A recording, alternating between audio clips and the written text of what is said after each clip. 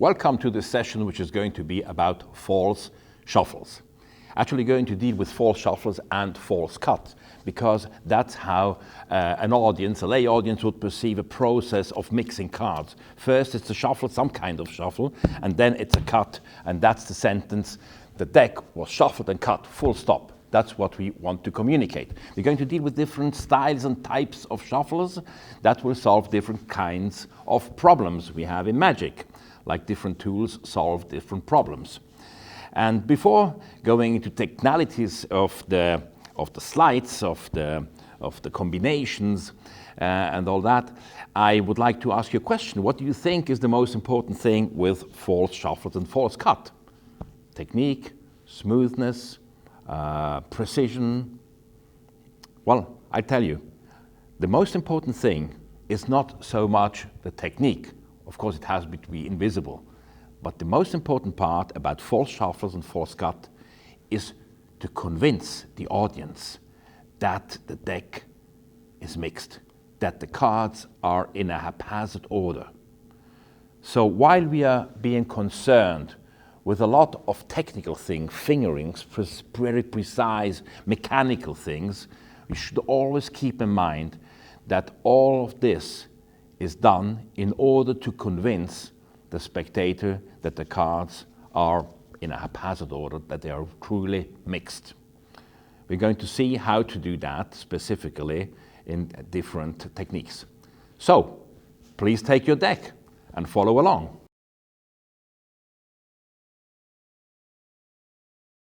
Let's start with false cuts.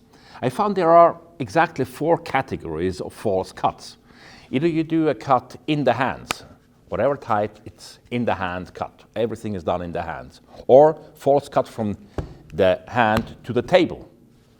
Or the third category, false cuts on the table. Or false cuts from the table to the hand. In all of these, the order of the deck must be maintained. So let's look at each one of these 4 categories and discuss a few examples. The first category, false cuts from hand to hand. Now what we magicians very often use is simply a so-called swing cut. And this can be faked, so this is a false swing cut. See the false swing cut, the ace on top. It simulates a real swing cut. That would be a real swing cut.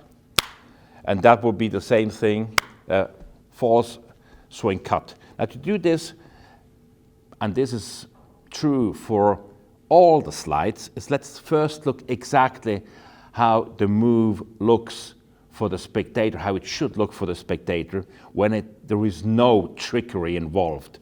So this is the normal swing cut with the grip of the fingers like so. The forefinger lifts up a part of the deck, usually half of it. The upper part goes into the fork of the thumb and the forefinger. Very often when we begin, we take the card like that because it seems to be more intuitive. That's no good. The packet has to be taken like this, and the other half is being slapped on top. So try to do this a few times and get a feeling of how it looks. The look has to be the same, of course, and how it feels to you.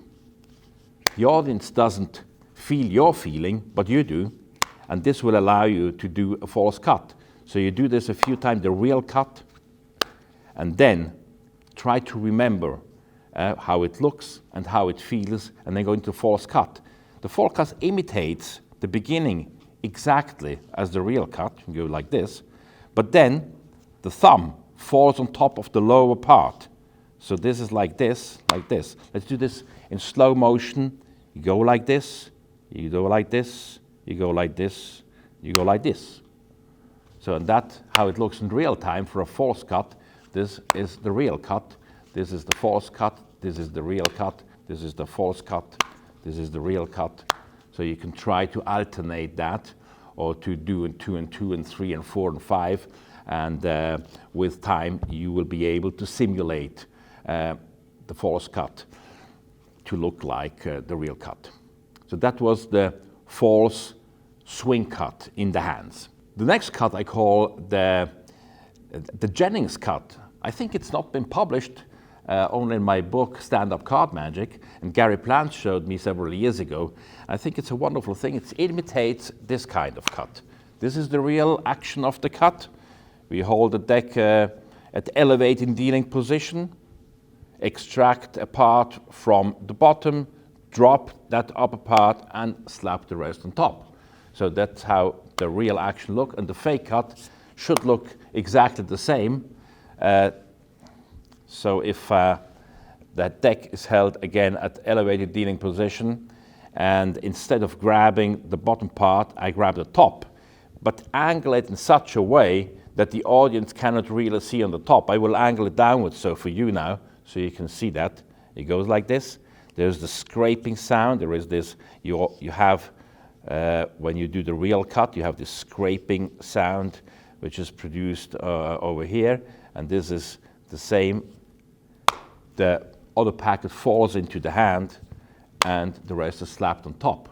So this is a very good cut to be executed while standing up, so in parlor, stage situation.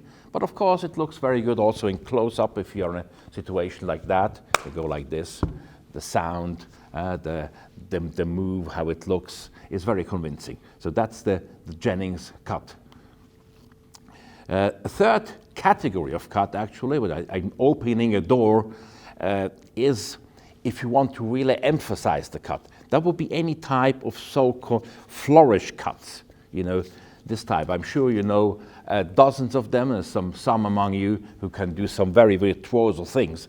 Well, normally I agree with Vernon when he used to say there is no place for comedy in magic except that which comes out of the situation. And of course, there is a lot that comes out of the situation. The same holds true for flourishes. I think if the flourish fits for some reason into the proceedings of the trick, then it's a good thing to do it. Otherwise, to do it just on top of it without it having a meaning in the context of the trick, in my opinion, it's too much and it has to be avoided. But let's say we have done some kind of false shuffle, which we're going to look at in just a moment, and now we want to emphasize the cut. We could say the deck has been shuffled, and let's give it a simple cut like you, sir, will probably do, or something like that, you know. So let's see at this particular cut. I am going to take just one example.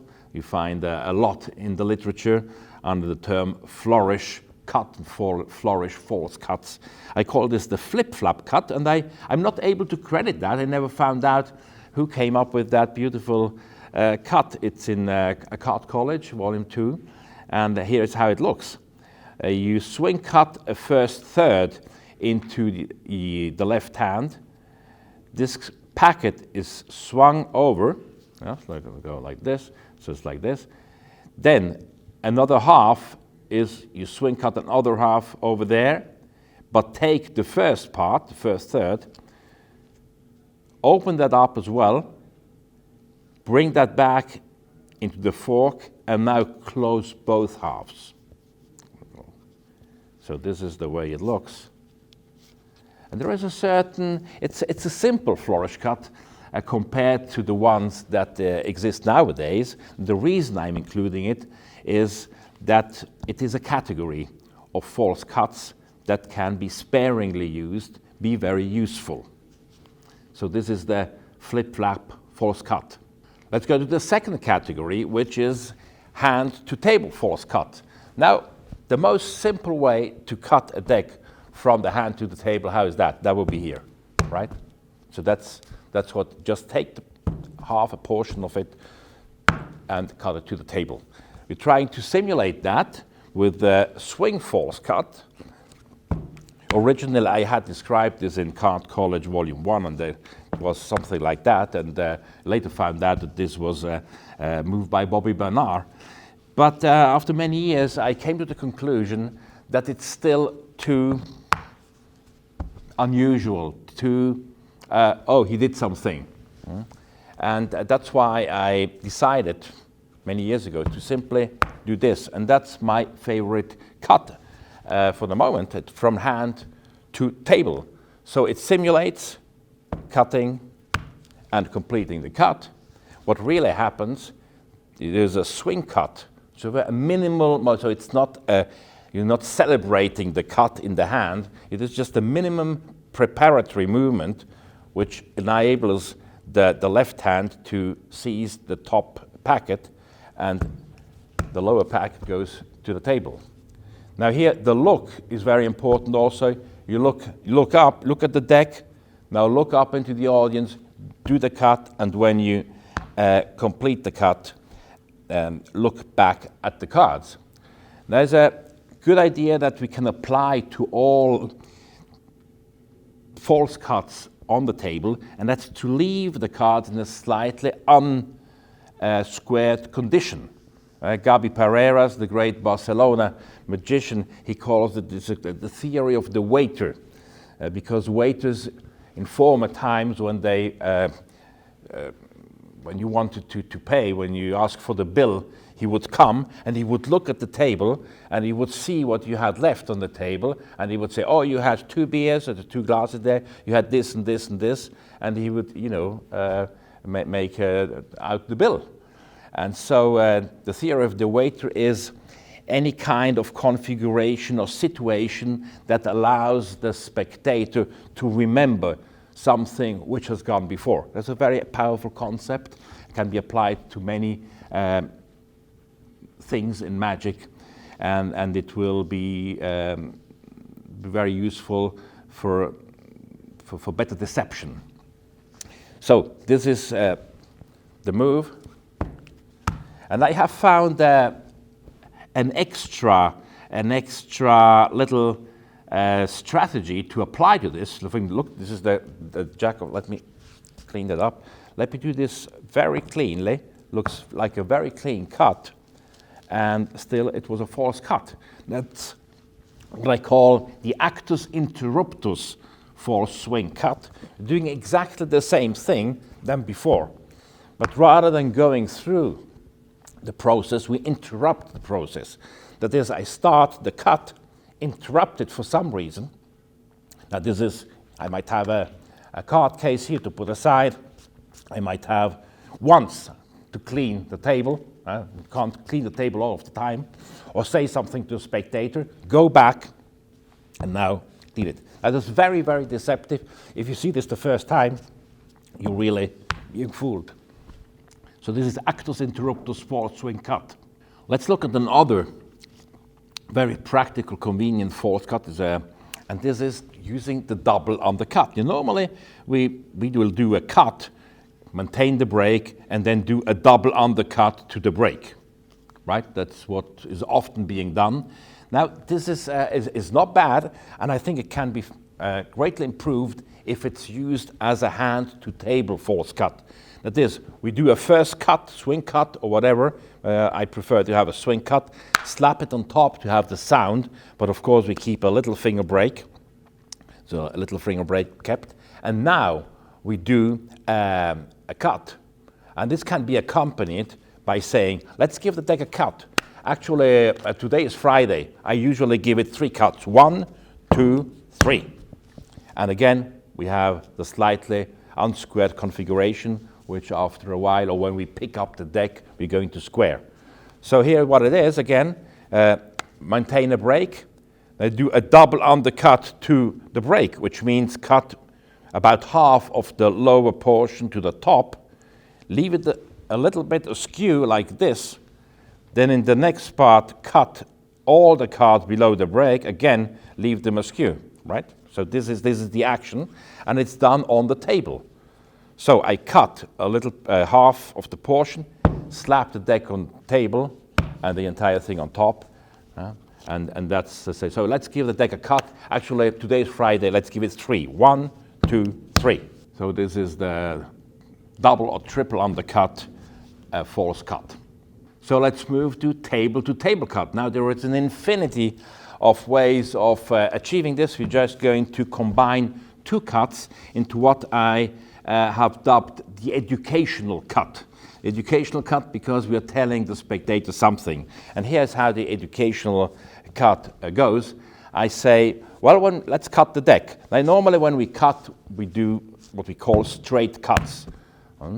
But, of course, as you might know, when you do straight cuts, the order, the cyclical order of the deck is not being changed. That's why years ago, famous card expert John Scarney came along and he invented, and he recommended everybody use the so-called Scarney cut, which means that you don't just give a straight cut, but you also give center cuts, at least 2 center cuts. So a really good cut that also mixes the cards would be 1, 2 center cuts and a straight cut, or vice versa. So this is the educational false cut. So while I'm explaining all this, I've been doing 2 false cut combined with each other. One is what I dubbed the gambler's false cut, for lack of another name, and it's described in Card College Volume 2, and the other one is the Divernon cold deck cut, which you can also find in Card College Volume 2.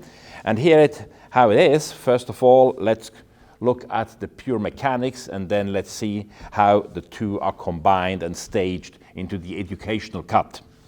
Now, here's what happens. About 2/3 are undercut and slapped on the remaining third to my left. Then about half from the top 2/3, and then the center cut. Now this looks very good. Let me leave the top card face up so you can follow this along a little bit. I do this in time. This looks quite convincing. It's really one of the very best table-to-table triple cuts I know.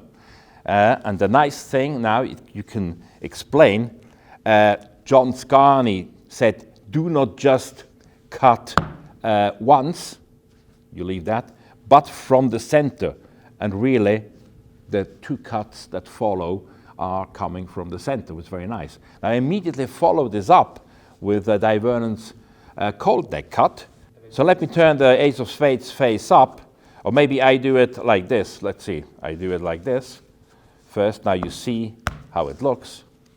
Now let me do it again with the Ace of Spades face up.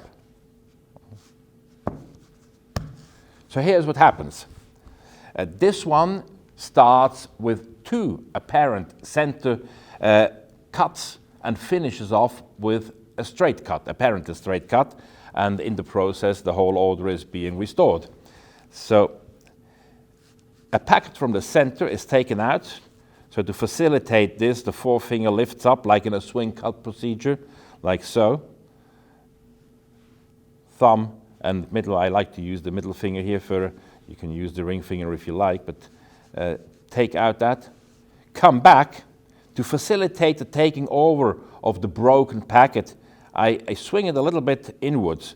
So by doing this, you get easy to grab. You drop that, and now this is apparently put on top, but a break is held. Now the way to do this in a practical and safe manner is to bring back the packet at an angle. There are different techniques of doing that, but this is the one I favor. You bring it back like so, which is very easy for the left thumb to maintain a break. Now the break you can then milk square the deck on this side. You can transfer the break to the other thumb and milk square on this side if you like. And then comes a very important thing. Rather than cutting directly into the break, slide the whole pack forward on the mat. So sliding it forward creates the illusion that there is no real, there is no separation, there's no control over the cards. Looks much better. So let me do this again once. This is how it looks. And this is how the whole educational cut will look. You say, if I cut the deck normally, the cyclical order will be maintained. But if I strip out packets from the center, like this, and then give it a final cut, then the cards will not only be cut, they will also be mixed. And this is the educational false cut. We come to the fourth category of false cuts, which is false cuts from table to hand. Now, one of the most convincing is still the Ose False Cut. 3 packets and the order of the deck has been preserved. So it's very simple, very straightforward, and after a convincing false shuffle and while introducing the topic or saying something, look at that, it's very intuitively, it looks right. I think it might even look better. You might like it even better to do it this way, from the hand to the table, and then go like this. I think so. You can pick your preferred version, just 1, 2, 3. And although this is the wrong way of doing it, I mean, it's the false cut, it looks better than if it was done the right way. Let's discuss 2 more false cuts in this context that belong to the category of what may be restoring the cut or table shifts, which clearly are slides which come from the gaming table. Most of the card technique anyway is coming from the gaming table, but there are some which are more typical. And here we have a category of cut where the spectator cuts the deck, like it's usually done at when any card play, the deck is shuffled by the dealer. It is given to be cut to the person next to it. You complete the cut, and go like this. So this can be interpreted in a clumsy way. It can be interpreted in an elegant way. So let's look again. You go like this, you go like this. Now you drop or you leave back some cards. You can carry them and drop them if you like, or you can just leave them on the table. This is very easy to do if the top packet is being slapped on top, stepped, and we'll exaggerate the configuration so you can see it. The momentum and the cover of the hand impede the spectator from perceiving that. I look on the other side. Now I cross the look. I look, oh, I left them. Don't say anything. Don't try to act. Oh, no, just look. Then cross back again and look back again. So here is the mechanics are very simple. It's this, like this. Take that, you go back with the whole part and pick it up. These are the mechanics. And you can be done either holding the deck on the sides. It can also be done holding it on the ends, right? Okay, same thing like that. It's always the important thing, more than the mechanics even, is the timing and the look. So you go here, you already start to say something and say, I'm going to bet $5 for this trick. Oh, sorry. And what are you? You don't have to bet anything.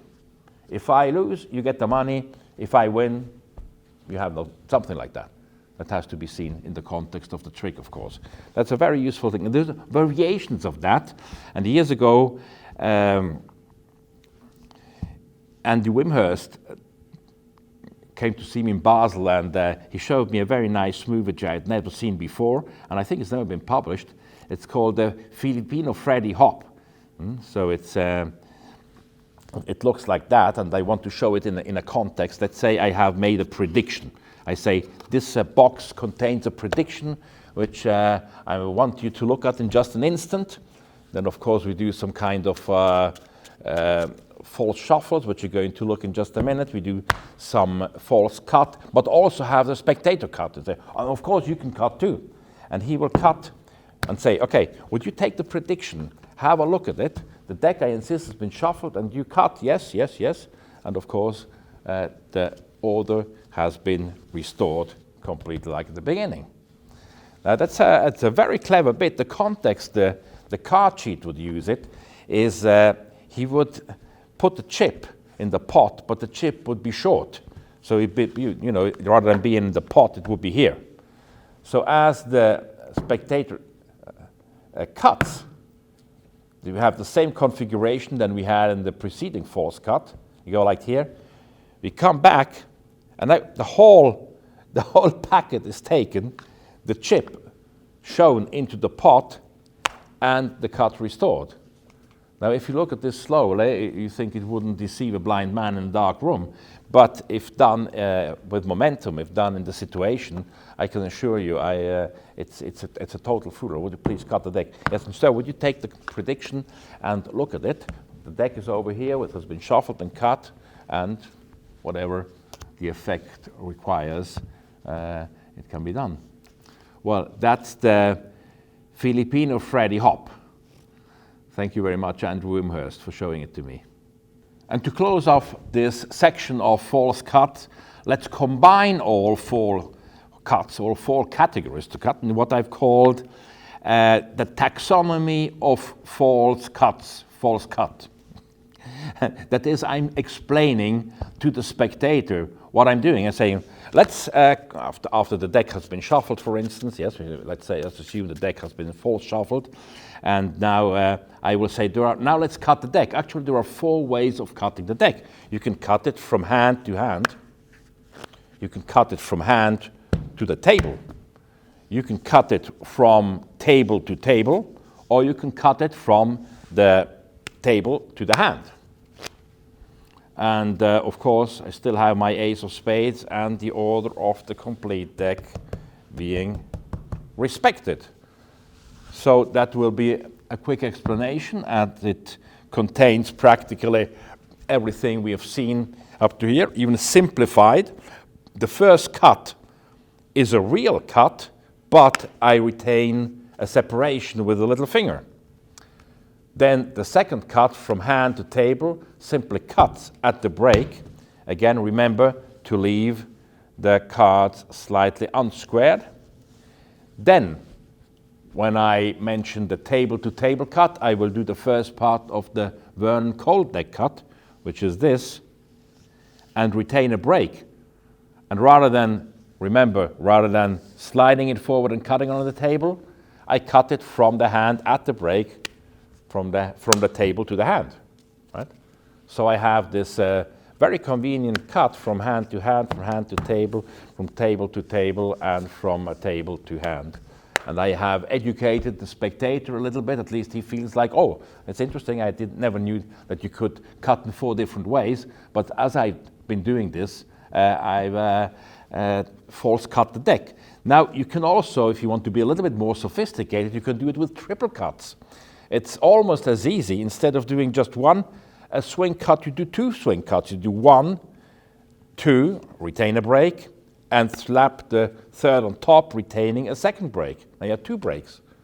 Now, you can delay this just for a few seconds by bringing it to elevated dealing position, and then go 1, 2, 3, which is very nice. And of course, it goes with the triple cut on the table, and then you just give it a straight, final, simple cut. So this is the taxonomy of cut, false cut.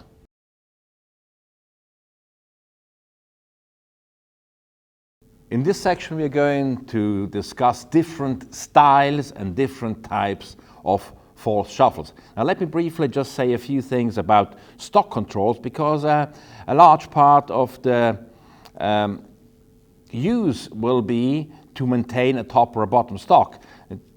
Here is a shuffle that's, in my opinion, very convincing, that's little used. And we're going to see a full deck false shuffle in just a minute. But it's the way, at least in Europe, many people shuffle cards, and even those who do not will recognize that this is a very random looking shuffle.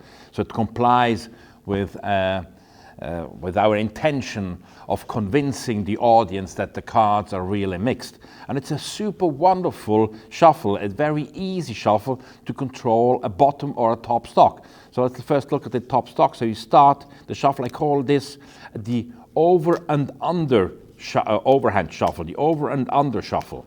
They haven't found a term really in the literature. It doesn't really exist. But I think it's for us magicians performing, for lay people, it's a wonderful thing. So as you can see, it's very easy. You just keep at least the bottom stock, and that's what you leave on the bottom. You can use exactly the same technique to control a top rather than a bottom stock. In Magic, it's perfectly legitimate to shuffle cards face up. So do exactly the same thing than we did before. You shuffle a few over, under, and then go back, and we have retained the top stock. Now, let's look just a few comments on the normal overhand shuffle, which is this one, which is very useful in combination with a cut or without the cut to retain the bottom stock. I've dealt with this extensively in Card College Volume 1. But instead of using the in-jog, you're using an in-jog throw, which I think is first very practical, second, it looks better, and third, it's even safer. So here's what happens. Our stock is on the bottom, shall be the 4 aces. The overhand shuffle is started in a customary manner, and when I reach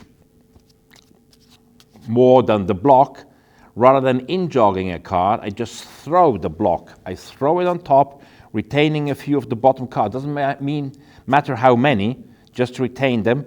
And then, when going down, in-jog them. So that will allow me to pick up a break here under the in-jog. Remember, 1902, Erdnase said, if you're using the nail to overcome friction, you will avoid carrying, accidentally some cards with you. So it's a very good idea to bend the outer phalange of the thumb, and the nail will slide along the face, and you can bring that to the bottom. So here's how it looks, and it's much safer than doing the in-jog. Another way of doing it is to leave the last packet up-jogged and now to tap it down. This is a technique that was described by Larry Jennings, and it's go like diagonally. It will go into an in-jog configuration, and again you can either undercut or you pick up a break and then shuffle off the block at the break and shuffle off the rest on top. And yet a different way of doing it, which is very useful in certain situations, is to keep the up jog and slide, or let the deck slide into dealing position. Now I have this configuration here, covered by the end grip of the right hand. Now when I square the packet, I obtain a break. And now I can do a real thing, which is a multiple cut to the table. And the first cut is, of course, at the break, which brings the bottom stock again back on the bottom. And that has a wonderful feel. You have a real shuffle, go like this. So these are a few thoughts on how to control bottom stocks and top stocks with the under-down shuffle and the overhand shuffle. We can use the over and under shuffle also as a full deck full shuffle. That's in Erdnase 1902. He describes this, and it's the first method, doesn't have a name for it, and it simulates this over and under shuffle with a final cut. And the order has been retained completely. So let me show you what's really happening here. It's 6 movements that take place. The 6 movements. The first movement is about 10 cards. The second movement is also about 10 cards, but the first packet is being lifted. So we call this a lift shuffle. In order to do the lift shuffle, it's very important to have the fingers in the correct overhand shuffle position, which is this. The 3 fingers go together, and the lifted packet is being held about like this at an angle, which will cover it effectively from practically all angles except from behind. Except from behind, you can see that I'm the only one at the moment is behind. So and you can turn, of course, a little bit away if you have spectators like this. So the lift shuffle is a very effective, very deceptive shuffle that allows to solve many other problems as well. So let's go through the 6 steps of the shuffle. First movement, shuffle off about 10 cards, which are lifted. the back as I shuffle another about 10 cards off. So this is the grip on the lifted shuffle. It's perfectly covered from all angles except from behind. But in order to protect that, I can just withdraw a little bit, or if I'm standing, it's a very good shuffle to be done standing up in parlor or small stage situation. I can control the angles very well, you know. So this is lifted up, I get the second one, then I drop another about 10 cards to the back under that. Now apparently we drop another 10 cards over the packet, but in reality the cards which have been lifted previously, they are being dropped on top. Right? It's very deceptive. We come back again under, drop about half of the remaining cards, and all the rest, that's the sixth shuffle movement, is apparently dropped on top. In reality, we repeat what we've seen before. We just keep a few cards at the back, which we in-jog. So when the deck slides into dealing position and I square, I can pick up a break on these and can go into the final cut, which will leave the order of the cards intact. Next, let's look at one of the great classics of false shuffles, the G.W. Hunter Shuffle, with a few very intelligent details by Vernon. So this is how it looks. It's 2 shuffle actions and they retain the complete order of the deck. The basic idea, which we're going to vary, we're going to introduce some sophistication in just a moment. The basic movement is a 2 shuffle action where a number of cards is run and then run back.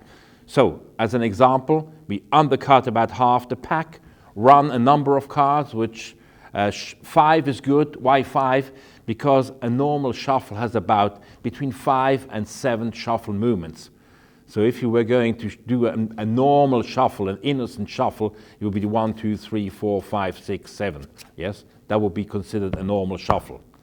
And so let's try that. So let's start with the deck in red-black order to give a hint. And on top we always have our ace of spades. Undercut about half, run 5 cards, 1, 2, 3, 4, 5, and now throw the rest in jogging the bottom cards, undercut at the in jog, and rerun the 5 cards. So 1, 2, 3, 4, 5. Now here I like to follow the advice of Gordon Bruce, who told me that's a very good idea. Look, do the in jog as you did before, in case somebody has followed that or seen that you've done that. It's to no avail here because you can now square the cards and drop them on a table. So that in itself is an excellent, easy, simple, straightforward, and safe shuffle. The only thing that can happen here is that you don't get the card. Now, there are 2 reasons why you don't do it. Either you have dry fingers. Now, you have dry fingers, it's a good idea, and if you're past 40 or 50, or older, you will have probably dry hands to use any of these commercial finger moisteners. You can enter finger moistener into Google and you'll be spoiled for choices. This is just a band sort quick, but there are other ones which are as good. And you can put that a little bit on your thumb like this, and that will keep the thumb sticky, not too much.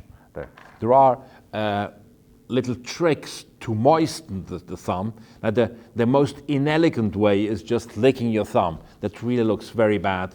So occasionally you can, a trick you can use is just say, excuse me, and just touch your tongue to the thumb when you do that. Of course you can do that once, maximum twice.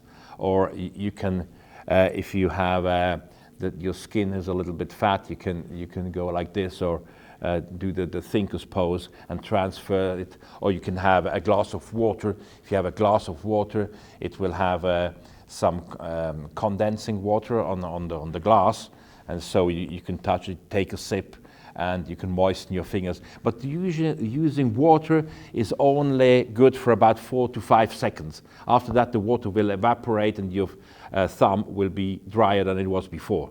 That's why applying such a cream is a good idea. You can even make a little mise en scène with it and say, ladies and gentlemen, there are easy and there are difficult tricks. What I'm about to show you now belongs to the very difficult category. And just do it. And people will wonder and say, what did he do? You know, there's an idea by Jack Merlin in Under Pack of Cards. He would simply take out his handkerchief, just wipe the hands without saying anything, and then put the handkerchief back. And this is a little intrigue, causes a little intrigue. And the audience will say, what did he do? So things do not always need to be done, in a hidden way. You can also make them part of the staging. So if you have your thumb moist, nothing should happen. The other thing which can happen if you hold the cards too parallel to each other, you might get several cards. Now the way to avoid it is to change the angle. So you have an angle like that. This will allow your thumb to give more pressure on the cards, and you will have no mistakes. Good. So let's see how to introduce a little bit of sophistication. That has been done by Vernon very early on in the 30s. He published that, and it's by using a broken rhythm. So let's go now for 7 cards, and instead of running 7 cards, we break the rhythm into 5-2. So you go like 1, 2, 3, 4, 5, make a little comment, shuffle 2, and then do the in jog. Now instead of running the 7 cards back in the 5-2 rhythm, we change the rhythm, for instance, to 3-4. So it's 1, 2, 3, say something, 1, 2, 1, 2. So this is quite deceptive. And that's the G.W. Hunter False Shuffle with Vernon's little help. Now let's look how this idea can be spun a little further with the Frank Lane Shuffle. Frankie Lane was a dealer, a magician with very original ideas, and he had that in his book, An Hour with Frankie Lane. And the idea is similar to the G.W. Hunter Shuffle, but we are over shuffling. So the formula is 4, 7, 3. And here's what happens. We are shuffling 4 cards, 1, 2, 3, 4, throwing, undercutting at the in jog. Now shuffling 7, that is, we are shuffling 1, 2, 3, 4 from before, plus 3 others. Again, we form an in jog, and we shuffle the 3 cards back, throw the in jog, and cut. This is very nice because we have not only 3 shuffles, we also have a final cut.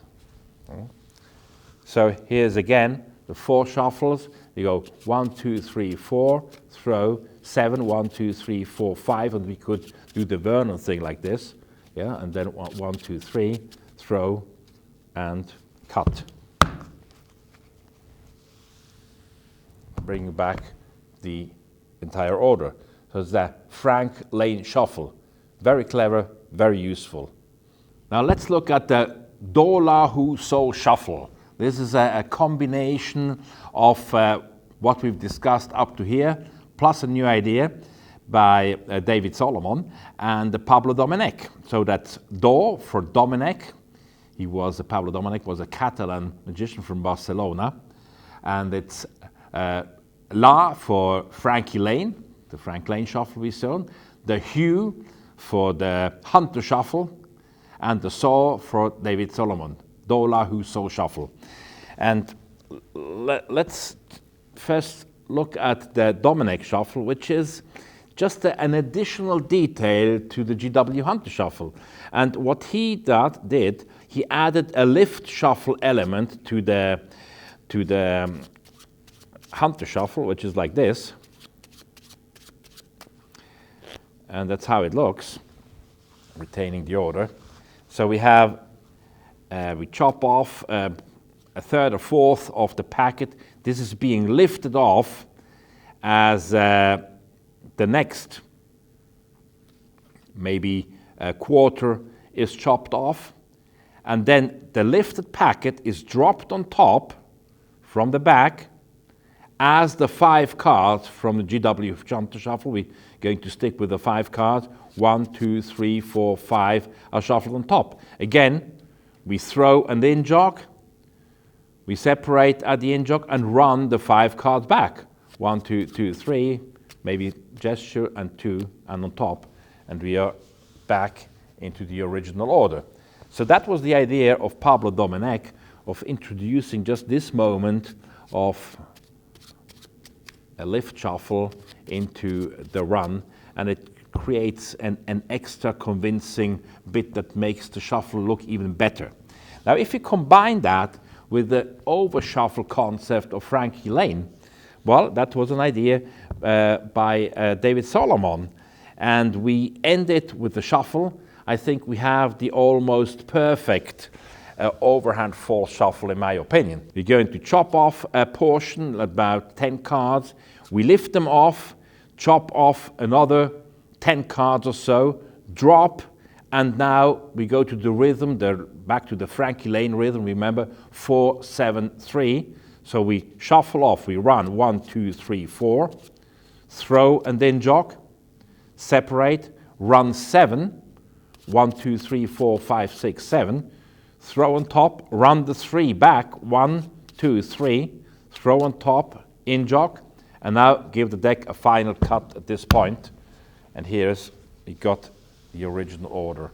I think this is a very convincing shuffle.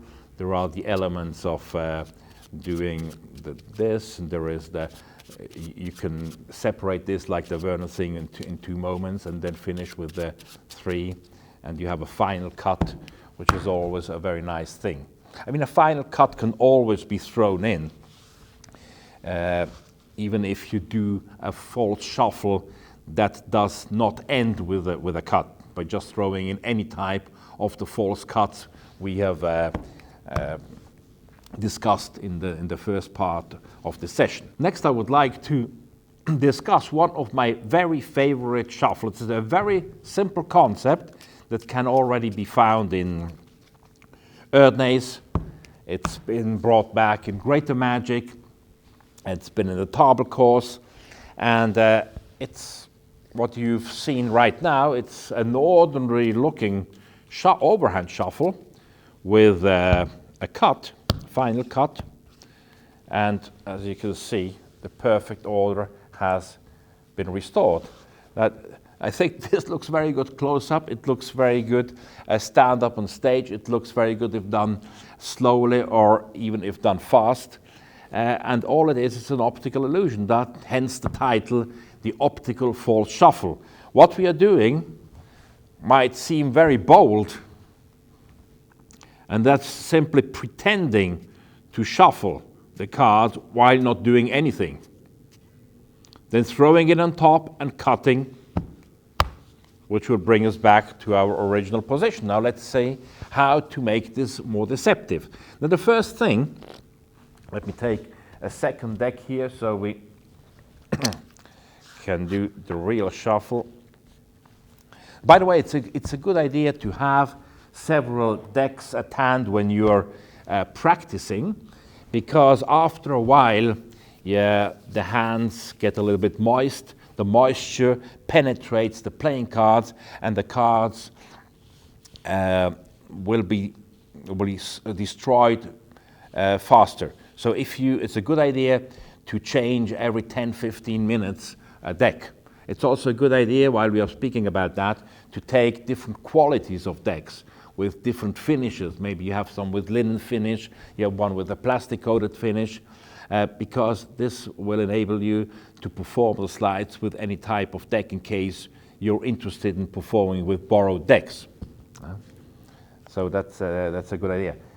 So the first step in learning the optical shuffle is, as always, I keep repeating this, do the real shuffle. Now do the real shuffle and look how it looks to you. There is a definite look. There is a definite sound. So listen how it sounds. Close your eyes and listen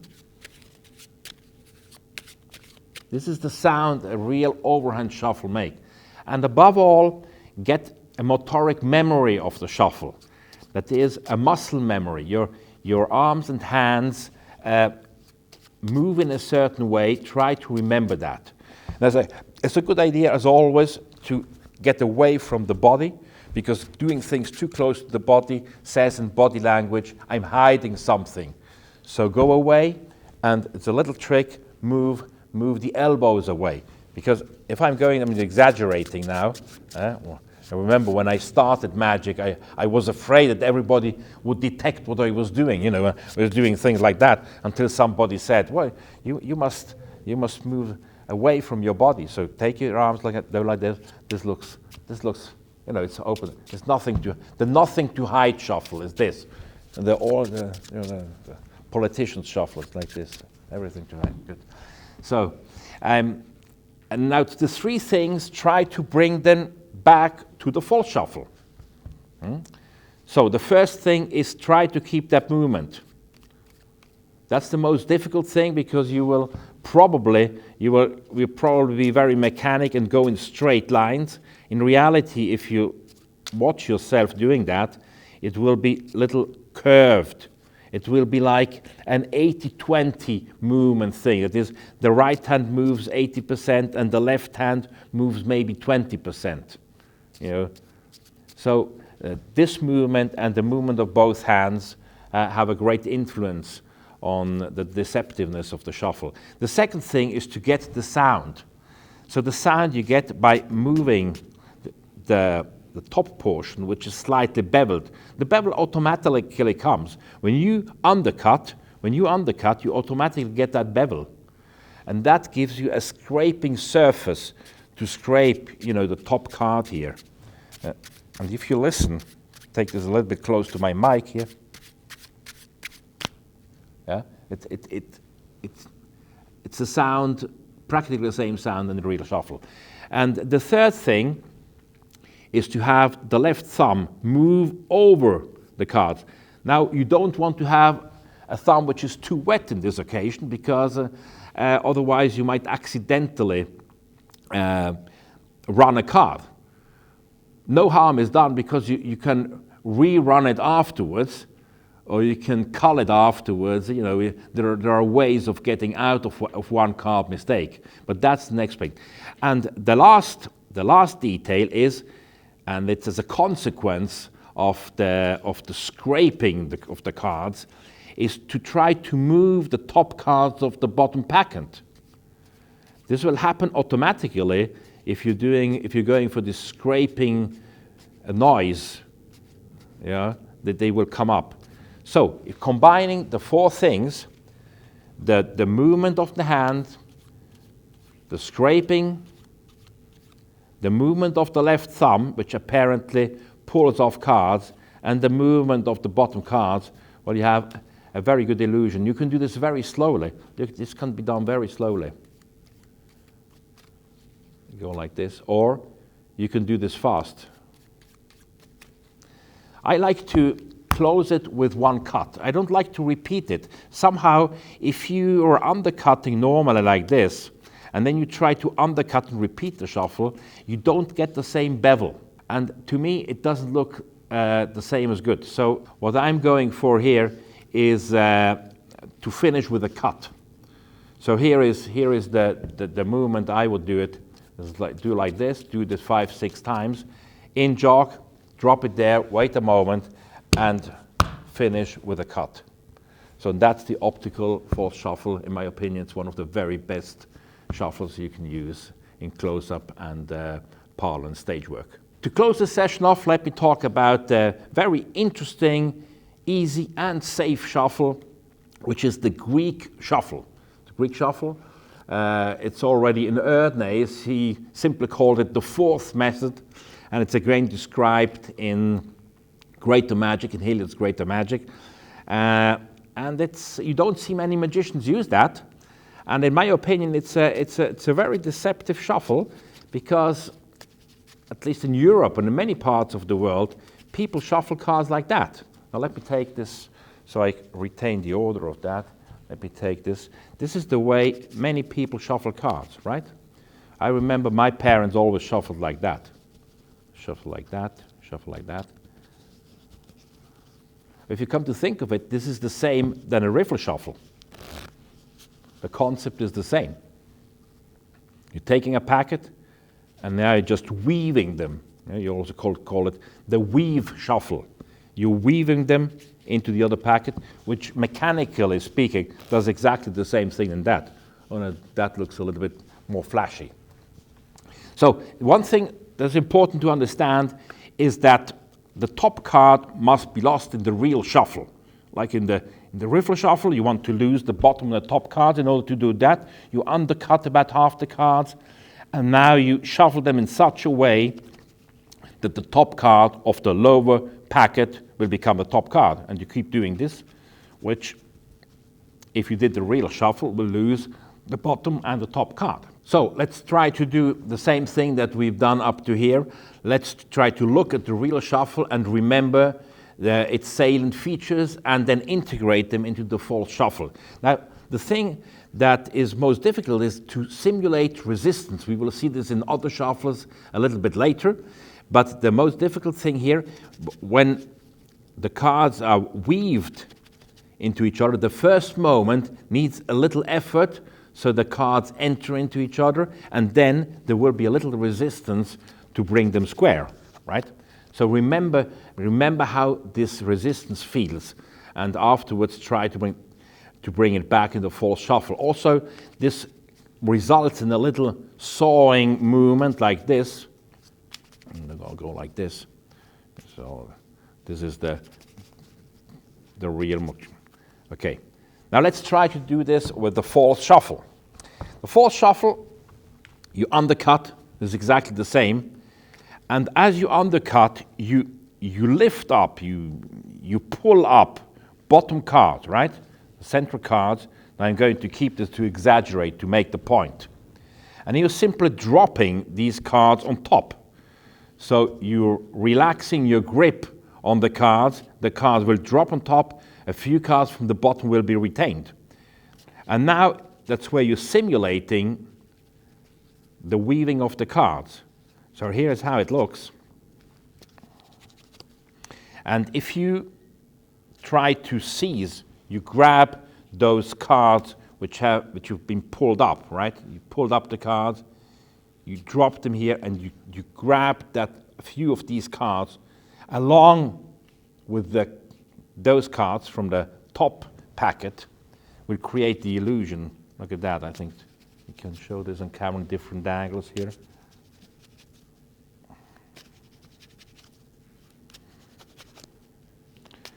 Now, of course, you don't look at the hand at this moment. You go like this, and you say, let's, and this can be staged by using different shuffles in a row. We are going to look at that at the end, but by saying that we can shuffle the cards in different way. We can give it a, you would do this an overhand shuffle, right? Or in Greece, they would shuffle like that.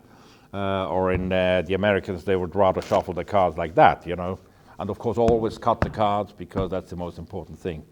Anyway, what you have here is you retain the cyclical order of the cards. So if you keep repeating that, you maintain the cyclical order of the cards.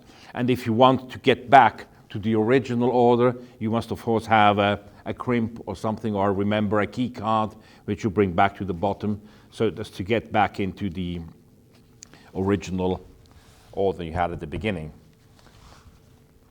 So that was the Greek or weave false shuffle.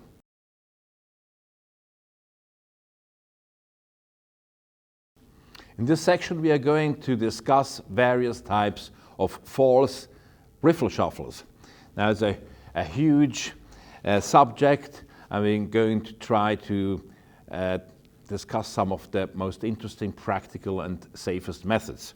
Now, first of all, bottom stock control, which can also be used very similarly as a top stock control, because that's an application that is necessary many times in tricks. The bottom stock is also much easier to control, and it's very hard to follow, even for experts. If you're following this type of control, it's almost impossible to see what is happening, or to even think that a part of the deck could have been controlled. It has been. We've kept the 4 aces on bottom. So here's what in Erdnase is called combination cuts and riffles. And I brought that back in the chapter on riffle shuffle in Card College Volume 3.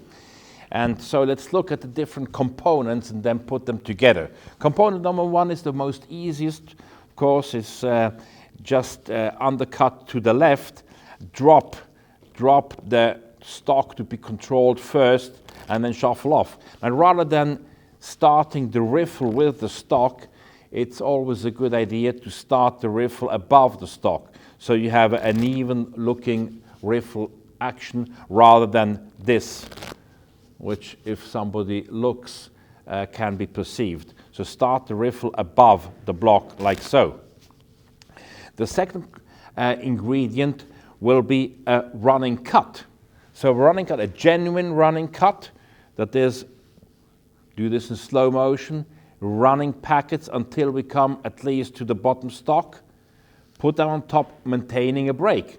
Very much the same way we've seen it before, just going at an angle and then with the pad of the left thumb retaining the break. Now repeat the whole running cut sequence by cutting at the break, and the stock will be back on bottom. So now we have the riffle shuffle that retains in the bottom. We have the running cut that is being repeated, and we can combine the two. So by just running about half the deck, now this is on bottom, retain the break, now undercut to the right, remember the stock is here, and doing the riffle. So by combining these elements, we get a perfectly deceptive shuffle. Now in Magic, it's also possible, of course, to do this face up. It's very nice. Why not? Let's shuffle the cards face up, you can say. And of course, that will be very deceptive.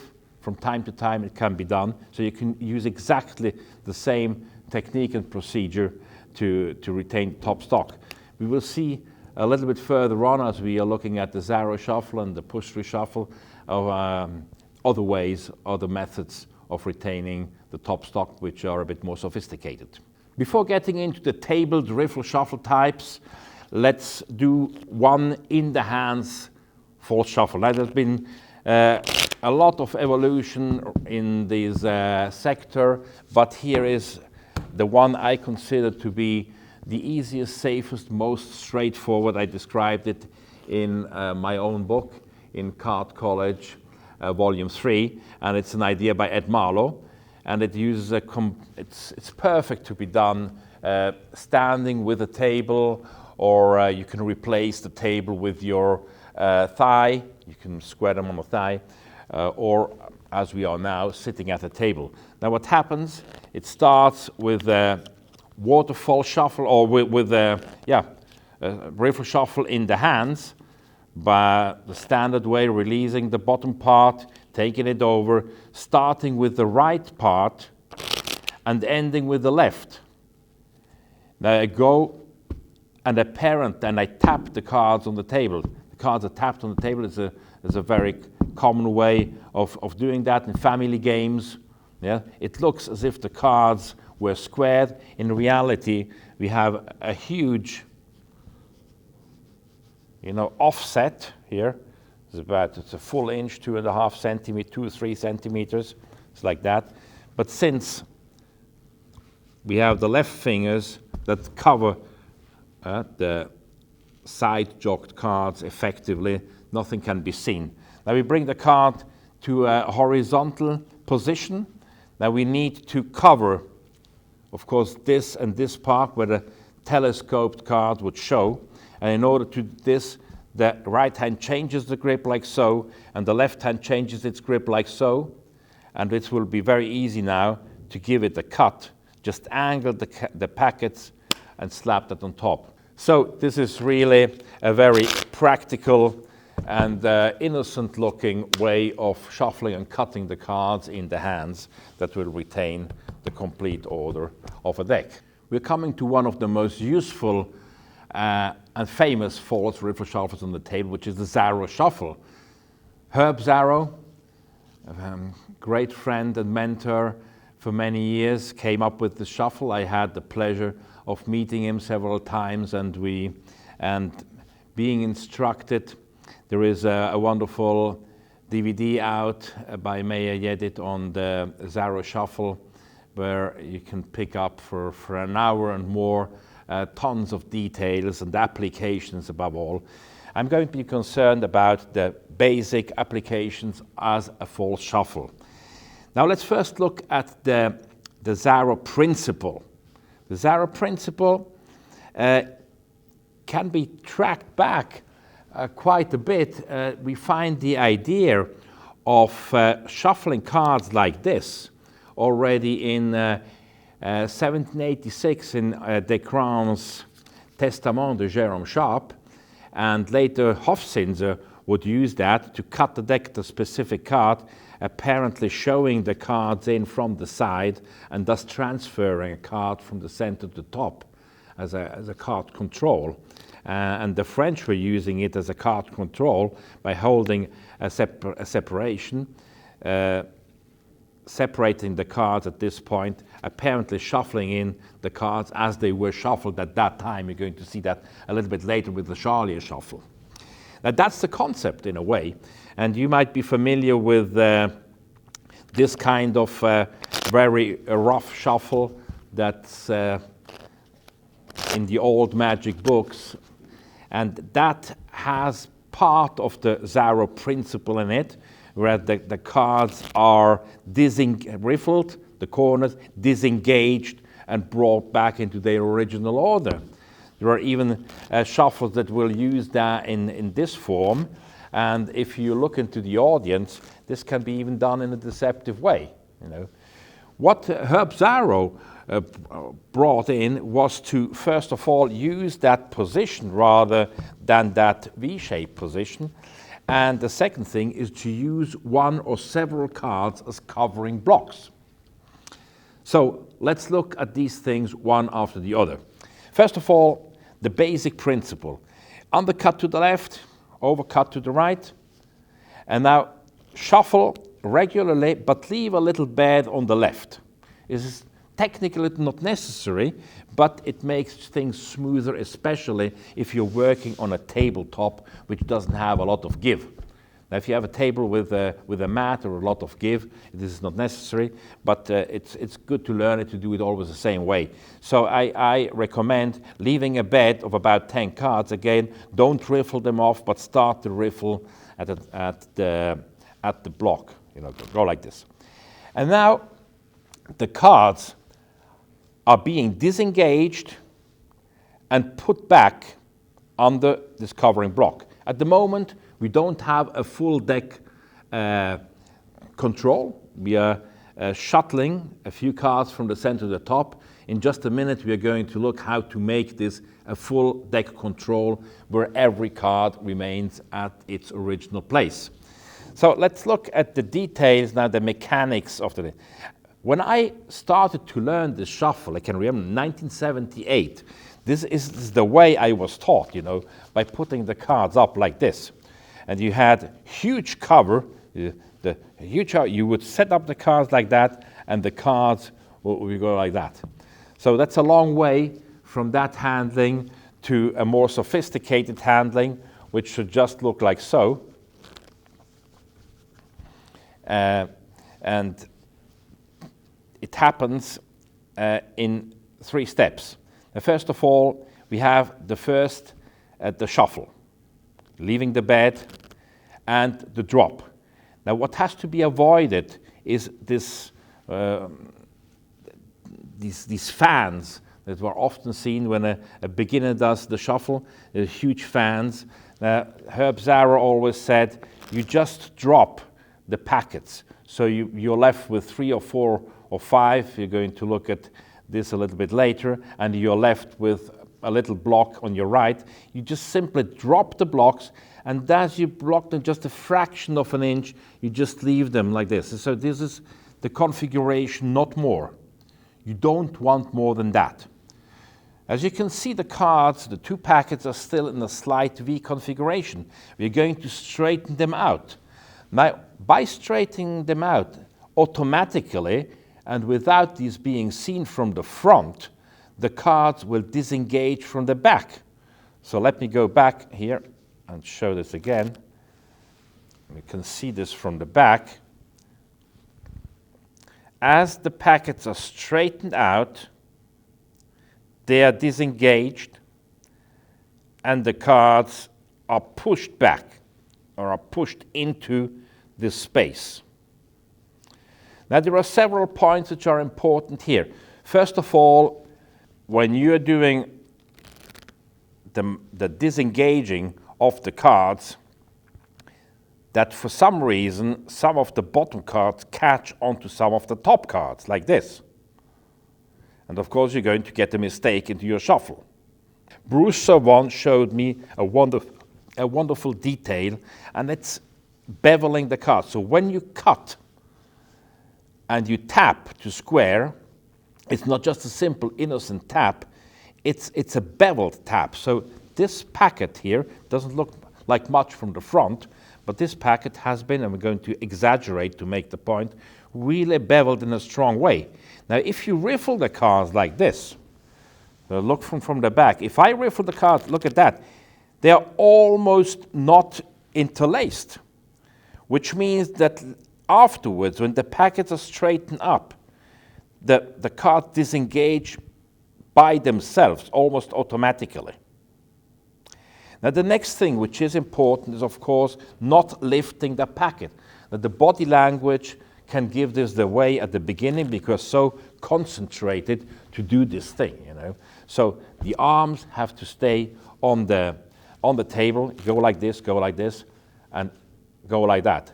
Second, the fingers always touch the tabletop. The fingers always touch the tabletop. This is one of the best techniques to avoid, you know, the temptation to lift the packet. So keep the arms on the table, keep the fingers on the table. Second, you give a little bit more cover, just fractions of an inch. You move these little covering blobs a little bit more. So let's look at that here. We do the bevel, we do the riffle, and we do the drop. And as we disengage, straighten the packets, the corners move out of each other. You go a little cover more, just a little more, yeah? And then maintain the pressure on the table in order, you know, to avoid to have this distance. Another thing which is very important is to fake resistance. We've seen this with the Greek shuffle. Remember when we did that, we have to fake resistance. The Zarrow Shuffle, of course, if you do that, you can whoop, go through. Of course, that's a dead giveaway. So again, do the shuffle normally and see how the cards bind. It's a little bit different with every deck, depends on the finish your cards have. So this is the normal shuffle, and if you try to simulate that resistance, usually it's pushing like 2 or 3 times. It's like that. So the secret is try to make your normal shuffles look like your Zarrow Shuffle and the Zarrow Shuffle look like your normal shuffle. So bring both a little bit together. Yes. So that's a possibility to get this uniformity of handling, which will help deception. Another very important thing that at the beginning is forgotten is that we are so concentrated in our mind with the mechanics of pushing that in that we are moving the packet and we are not moving this one. So when you do a normal riffle shuffle, both packets move. This has to be simulated with the Zarrow Shuffle as well. Go like this, resistance, and move both packets. So These, in principle, are all the elements needed. In themselves, they are not so complicated, they are not so difficult, but it will take quite a bit of time to coordinate all these movements to make the shuffle look realistic and deceptive. I mean, the further away your audience is, the more they look from the front, the more difficult it is to hide the shuffle. This is a perfect shuffle to do when the audience is sitting at the table and looking at the deck from an angle. It's virtually impossible, regardless how well you do this shuffle, to do it totally invisible if the angle is almost, is like this. Whereas if the angle is like that, it's virtually impossible to see that shuffle. Let's look now at how to apply what we've learned to a full deck control. I mean, mind you, what we've done up to now is still very good for, let's say, a black and red shuffle, because if you cut less than the red block, you can now Zarrow shuffle them underneath easily, and you still have a red-black order which is retained. So many applications, what we have seen, will still be very helpful. Now let's see if we really need to keep the cards from top to bottom. The simplest way is to cut to the right and at the same time keep one card back. So we're doing a slip cut. And the best way to cover that is using the eye, is by looking at the cards and say, so who's playing cards here? They ask an obnubulating question, a clouding question, as Ascania used to say. Look at them, and that's the moment I do the slip cut. So look at the cards, look up and ask the question, do the slip cut. Now, we simply apply what we've learned before. We do the Zarrow shuffle, but on the only one card. So it goes on only on the one card. It's exactly the same technique as we've seen, but we have one cover card. Now, if you want to avoid the initial slip cut, there are different strategies to do that. For instance, let's come back to the initial gambler's false cut we did in the false cut sections. That is, we undercut. Let me turn that top card over so you can see that when you have our red and black deck. We undercutting about half the cards.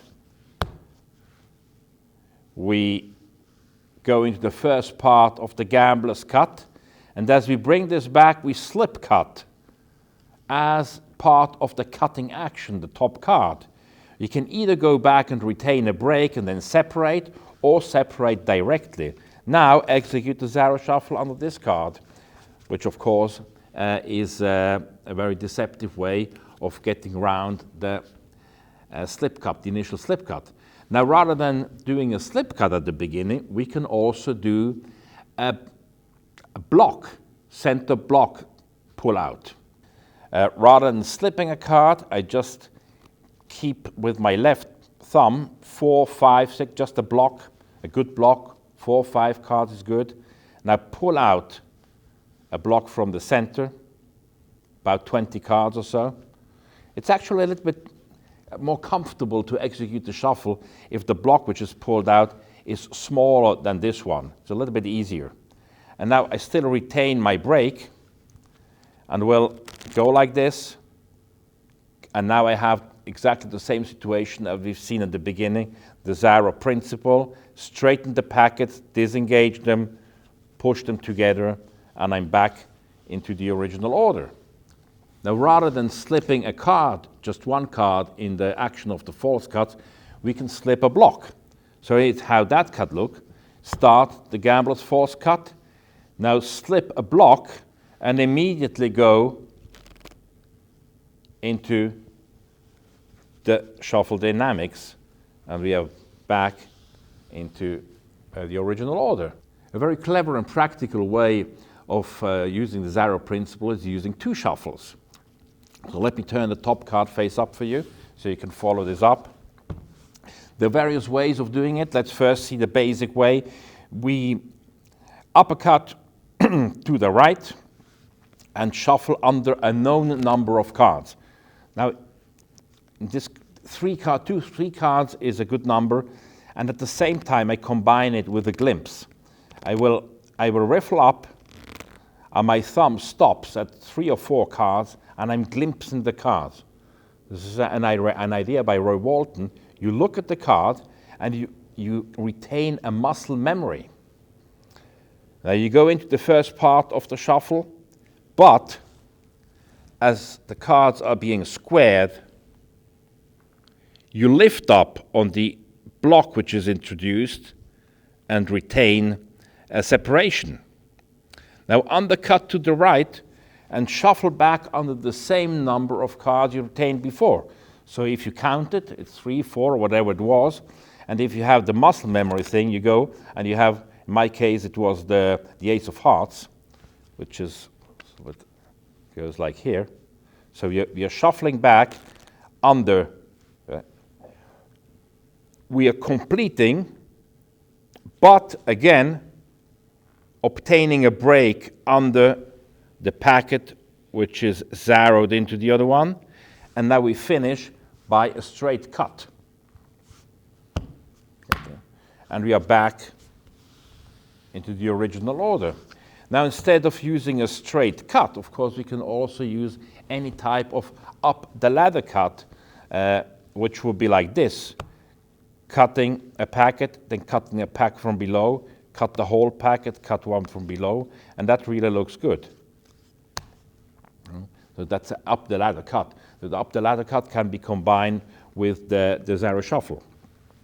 Now, one of the best applications for the Zarrow Shuffle actually is not so much as a full deck control, but also as a bottom stock control, especially if you have a large bottom stock to be retained.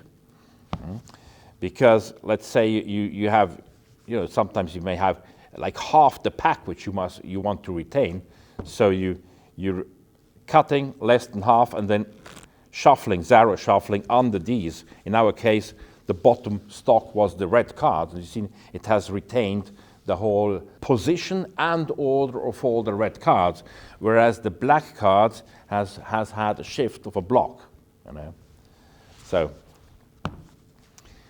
these are a few of the basics of the Zarrow Shuffle.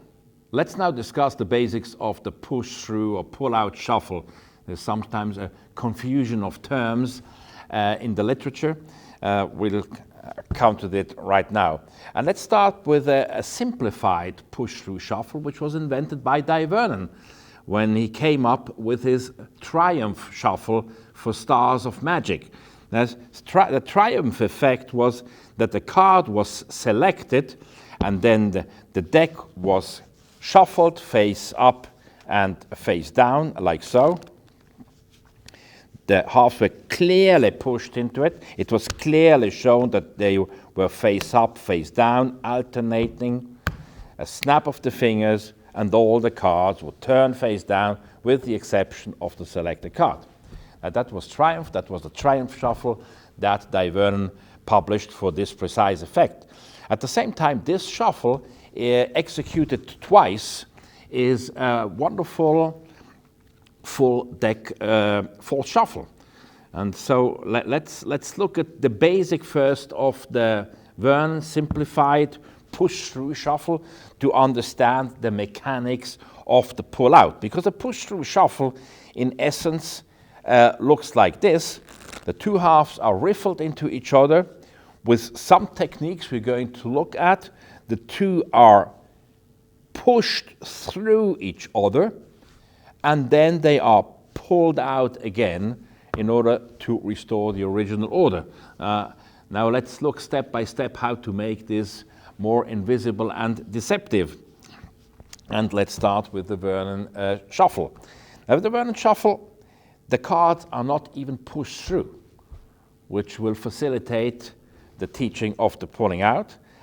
So cut about half the cards to the right, start to riffle shuffle them, releasing a few cards from the right first, and ending with one card. It can be more cards, but let's just use one card now to understand the principle. Now apparently the cards are squared, and in the triumph effect, Vernon would do this in order to emphasize the action, but if you do this for a normal looking riffle shuffle action, you don't want to emphasize that, so keep the basic riffle shuffle position and apparently push the cards in. Now I say apparently because what's happening now is an optical illusion. It's an optical illusion based on the so-called plunger principle, which was popularized by Jack Macmillan, although it was invented earlier. And what happens is beneath the top card, the covering top card, the whole block of telescoped cards, without changing a thing, will just move over for the distance of, yes, like this half an inch, like a centimeter and a half. This will happen automatically. So by simply putting the tip of your forefinger on the top card and just pushing, you can try to do that like that, everything will move over. Now, if you keep the cards in the standard riffle shuffle position and just give it one push, it automatically everything will be covered, which would reveal the true condition of the cards. And now you can move your thumb. You move your thumbs to the corners, which will automatically secure a safe grip on both packets. So you have a safe grip here with the ring finger and thumb. The ring finger and thumb, a safe grip here. And you will be able to cut the card forward and restore the cut. Let's look at this again. Cut to the right, drop a bed or start over the bed, as we've seen before. Drop one card last. In 1, 2, 3 movements, apparently square the cards. In reality, just one card moves over. And now pull out the cards. Now there are 2 little tricks that facilitate the pulling out of the cards. One is moving the deck back and doing the cut forward. So go like this, like this, like this, go like this. So it's more difficult for the eye to focus on the cards, and the pulling out is better covered. The second thing is what we call airing the cards, which means that once they jammed, they are in this configuration, the cards are slightly beveled. I'm going to exaggerate this to make this clear. They are beveled slightly to the back and then back to the front by pushing with the thumbs, which means that there is a tiny, minute distance being introduced between the cards. So they're being aired, sorry, they're airing the deck. So you get that, and then you go back and do the pull out, and you will see that this will greatly facilitate the pulling out of the cards without having any hangers. So what we've done so far has obviously changed the position of just one card and retained the cyclical order of the rest. So let's put them back into the normal order and show how this shuffle done twice can retain the whole order. Now this is very similar to the concept we have seen with the Zarrow Shuffle. Let me turn over the top card. If I cut to the right and now shuffle under one or several cards, you can try it with several cards, let's just keep one card, and now do the fake push in, the simplified push through, and cut here, I will have added one card to the top. I complete, apparently complete, I slap them on top, but I slap them stepped, which means that when I come back, my left thumb, by pushing down, can easily take a break. Now I can separate the deck at the break and repeat the shuffle on the one card. Now if I again do the simplified push through by Vernon and then do the pull out and complete the cut, I will have my top card back on the top and the order of the whole deck is back again. So that's very similar to what we've seen with the Zarrow Shuffle. and it can be applied to the simplified shuffle. Now this is really a great shuffle that can be used for stock controls, and we will come back to it a little later. So now let's look at the proper push-through shuffle. Here the cards are really pushed through and pulled out in exactly the same way I've seen with the Vernon simplified push-through. So we have our ace of spades on top, we cut to the right, we start the riffle shuffle in a traditional way, leave a bed, in other words, and finish with a few cards from the left, and start to push them in. Now, if we have been relatively tolerant in finger positions and fingering with the other shuffles, this one really requires a very precise fingering. And it's the standard riffle shuffle positions. Only the thumb and the middle fingers are holding the cards on the sides, on the opposite sides. The four fingers are like so, and the ring finger and little finger, which are going to play an important part in just a few seconds, are held like that. So that's the position. The hands are on the table. It's not like that, not yet. You're going to move it. So that's the normal position.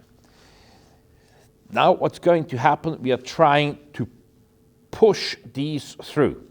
Now the first thing that has to be taken care of is that the two packets don't move like this, so that there is no movement like that, but that one packet, and that's this one, remains as stable, as firm as possible, and the other one will go through like this.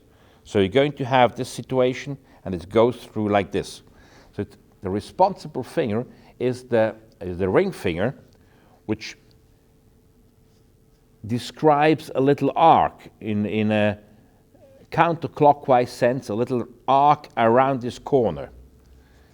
This card tries to remain steady, go like this, do this in slow motion, which by the way is the way to learn every slide, is to do it very, very slowly first until you know each moment, exactly each position and impression, and then pick up speed little by little until you reach performing speed. That's a useful concept to be, that will facilitate the learning of any slide. So we are putting the hands up now like so. The ring finger and the middle finger push the corner around. The thumb needs to open up slightly to allow, as you can see it here, to allow this corner to come through in the back. Just push through and then straighten out again with a combined action of the thumb and the middle fingers. So if this has been done correctly, you get that configuration here. And now you're in the same position than we've seen before with the simplified Vernon push-through, and we can apply the concepts there, airing the cards, moving back, and disengaging the cards in the cut. That brings us back to our initial position. Now let's look at a few further details. We start again. We go like this, 1, 2, 3. Try to look at your normal riffle shuffle and see how you move. Normally it will be 1, 2, 3, or 1, 2, 3, 4, or 1, 2. This is a question of style. Some will be sloppier, some will be more elegant and precise, and of course you have to adapt it to your style. So once this push-through has occurred, you can facilitate, or you can cover it by creating a little pyramid. Yeah, so if somebody looks from the top, somebody's looking from the top, it's impossible to see that the cards are protruding on this end, and still you have a safe pull out. As a young man, I had an idea, which I later had to find out that it had already existed, like so many ideas. Johnny Thompson told me, well, that's an idea that already exists. And the idea is to, rather than cutting two packets the same size, cutting a fairly small packet. And I'm going to exaggerate this now. They're really cutting a quarter. And if you look at the audience, it's hard to see. Immediately go into the shuffle, and in the shuffle, leave about half of that packet already as a bed, which means that the other cards are going to be distributed practically singly. You see, this is all single cards, which means that it still looks good from the front. There's a sort of an optical illusion, isn't it? But you also reduce the danger of a hanger a lot. So when you push that through and then complete that, it's a lot easier.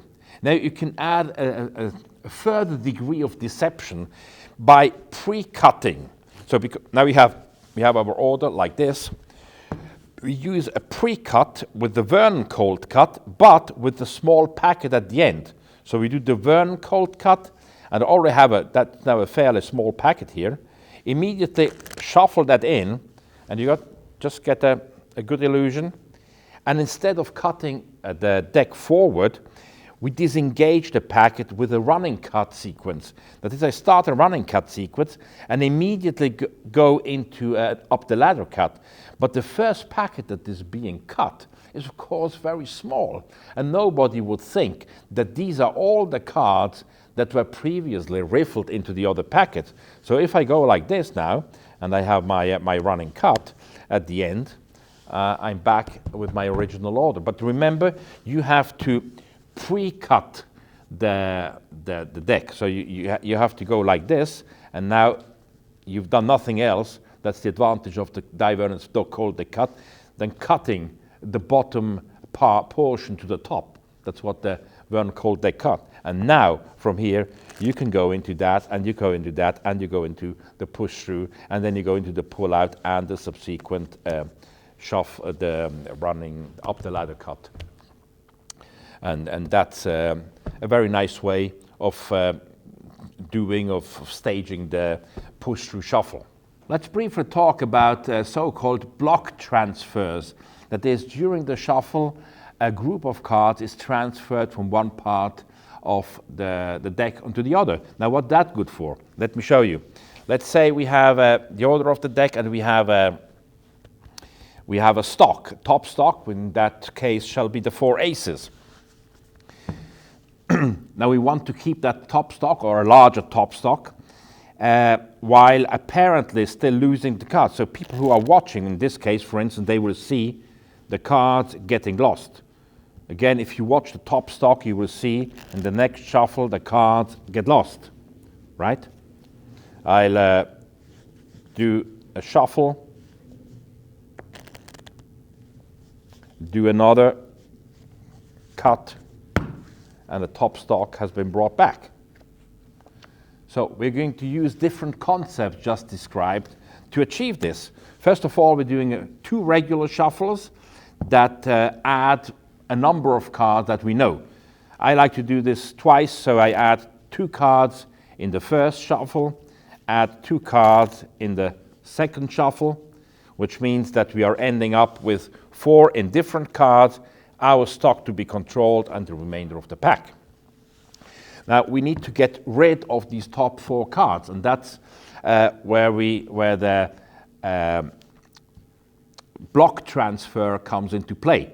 A block transfer can be done in various ways. You could, for instance, do the Zarrow Shuffle. Now for this, you would undercut to the right, Zarrow Shuffle on the 4. Yeah? Zarrow Shuffle on the 4, and then cut these away. But in this case, let me put the 4 back, so you still have the 4 and our top stock. In order to do that, in the first shuffle, the top cards would stay in the top. So in order to confuse the issue, we're going again to our old friend, the Vernon cold deck cut. We do that in about half the cards. We do the cold deck cut, which is nothing else than just a simple cut. So our stock is now below the break. We're keeping the break, we're uppercutting the break, and now we can shuffle this, which is the top card, into the pack, It's actually going to go precisely at after the fourth card. So we have the 4 indifferent cards, and then comes the last card of the first card of the right packet, and that's on top. Now we can either Zarrow under these cards, or we can do the Vernon simple push through, which is here. Do this very slowly again. Just push here. The block moves over, and when I do the strip out, it takes the 4 indifferent cards with it, and when we complete the cut, it will bring back our stock to the top.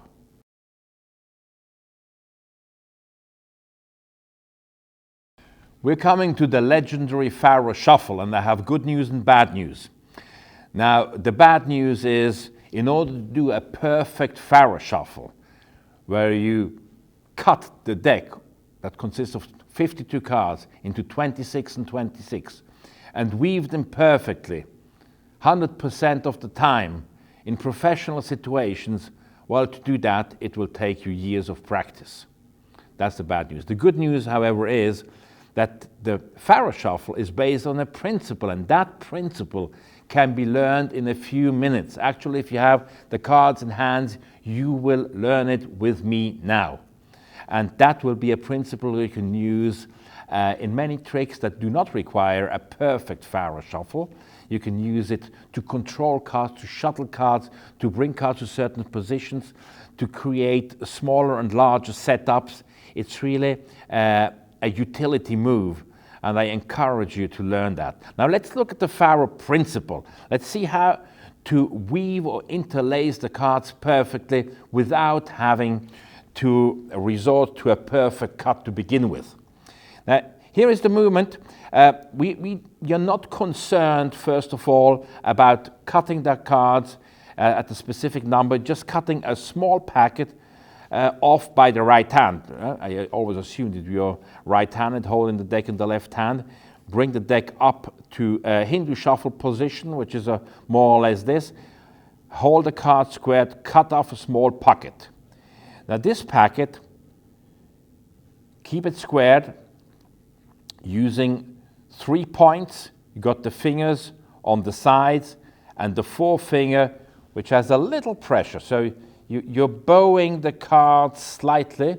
This bowing makes sure that there are no spaces between the cards. And you have the little finger on the back, which is of great help. And you can also tap the ends of the 2 packets against each other, which further ensures a perfect square. Now, as you can see, I have my forefinger here with the pad that will also be a means of keeping the card squared.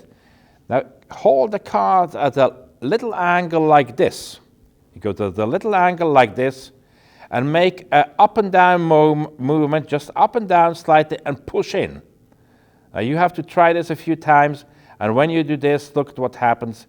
The cards will mesh perfectly one into each other. Let me do that again. You go like this, and it's instantaneous. Now, if it doesn't work with you, there might be different reasons. First of all, you might have noticed that cards are cut in 2 different ways. If you take a deck, preferably take a new deck, you can feel this very clearly, and you bevel it slightly like so. Then you slide your thumb over the edges, you will feel that it is either slippery or rough. Now, if it's slippery, it means that the card sheet has been cut like this. If it's rough, it means it has been cut the other way around. So if you bevel it the other way and you pass your thumb over the edges like this, you will feel a clear difference between rough and smooth. In order to do the FARO, you have to shuffle from the side where the cards are smooth. So in my case, these cards are cut top down, so I have a smooth side here and I have a rough side here. So my shuffle goes from top down, and that's the one I've taught in card college. That's the one that in my professional experience brings the best results. Now, of course, there are people who do this very well, and they do it from top up. So, and many cards nowadays are effectively cut that way. The reason I'm a promoter of the top-down shuffle is this. Most of the time, the FARO shuffle will be needed to create small setups. The setups, in 95% of the time, they are not on the bottom, they are on the top. And if you have a mistake in a FARO shuffle, in a weave, then the mistake will occur at the end and not at the beginning. So if you're doing a shuffle like this, and you have a mistake, that's hard to simulate a mistake. If the cards are good, you probably never get a mistake. But the mistakes can occur at the end, like here. Like you see a mistake, you have here two cards together. And if you do the FARO shuffle from bottom up, you get the mistake at the end. That is, you get it on the top into your setup. Whereas if you have it from top down and you have the setup on top, you get it at the end and it won't matter. So that's for me, one major reason for using the top-down FARO shuffle. Now, this is all I can say about this shuffle. You have to try that. The important thing is a firm grip, a perfect square, a pressure with the forefinger on the cards, and then you just have to try it a few times, go back and forth, very slightly. The movement can be minimal. So once you master it, look at that. Once you master it, you go like, it's immediate. It can also be done slowly. So you can go like this, and then they weave slowly, you see? They go like that. So to understand the movements, you might want to do this when you initially practice. Now for the perfect FARO shuffle, the only difference is you have to cut exactly in the middle. Now, how can this be done? Actually, it's an estimation thing, and it's much easier than you would think. And it's a question, of course, of practice. You just take a deck, have good light if possible, and then try to get exactly the middle, compare them. When you cut them and you start the shuffle, you will already see if there is a mistake. Now, in case you have one too many or one too little, you just go back and transfer the cards. And then you do your shuffle. There are two ways of doing it. Either the top card will stay in the top, that's when we talk about an out FARO, or the top card gets to second from the top, that's when we talk about an in FARO. So if I do this here, and let's look again at from the back, we're getting an in FARO because it's second. If I have the top card, which in my case shall be the King of Diamonds, if I do it this way, I get, sometimes you have to do it twice, now I get an out FARO. Now, in most tricks this doesn't matter.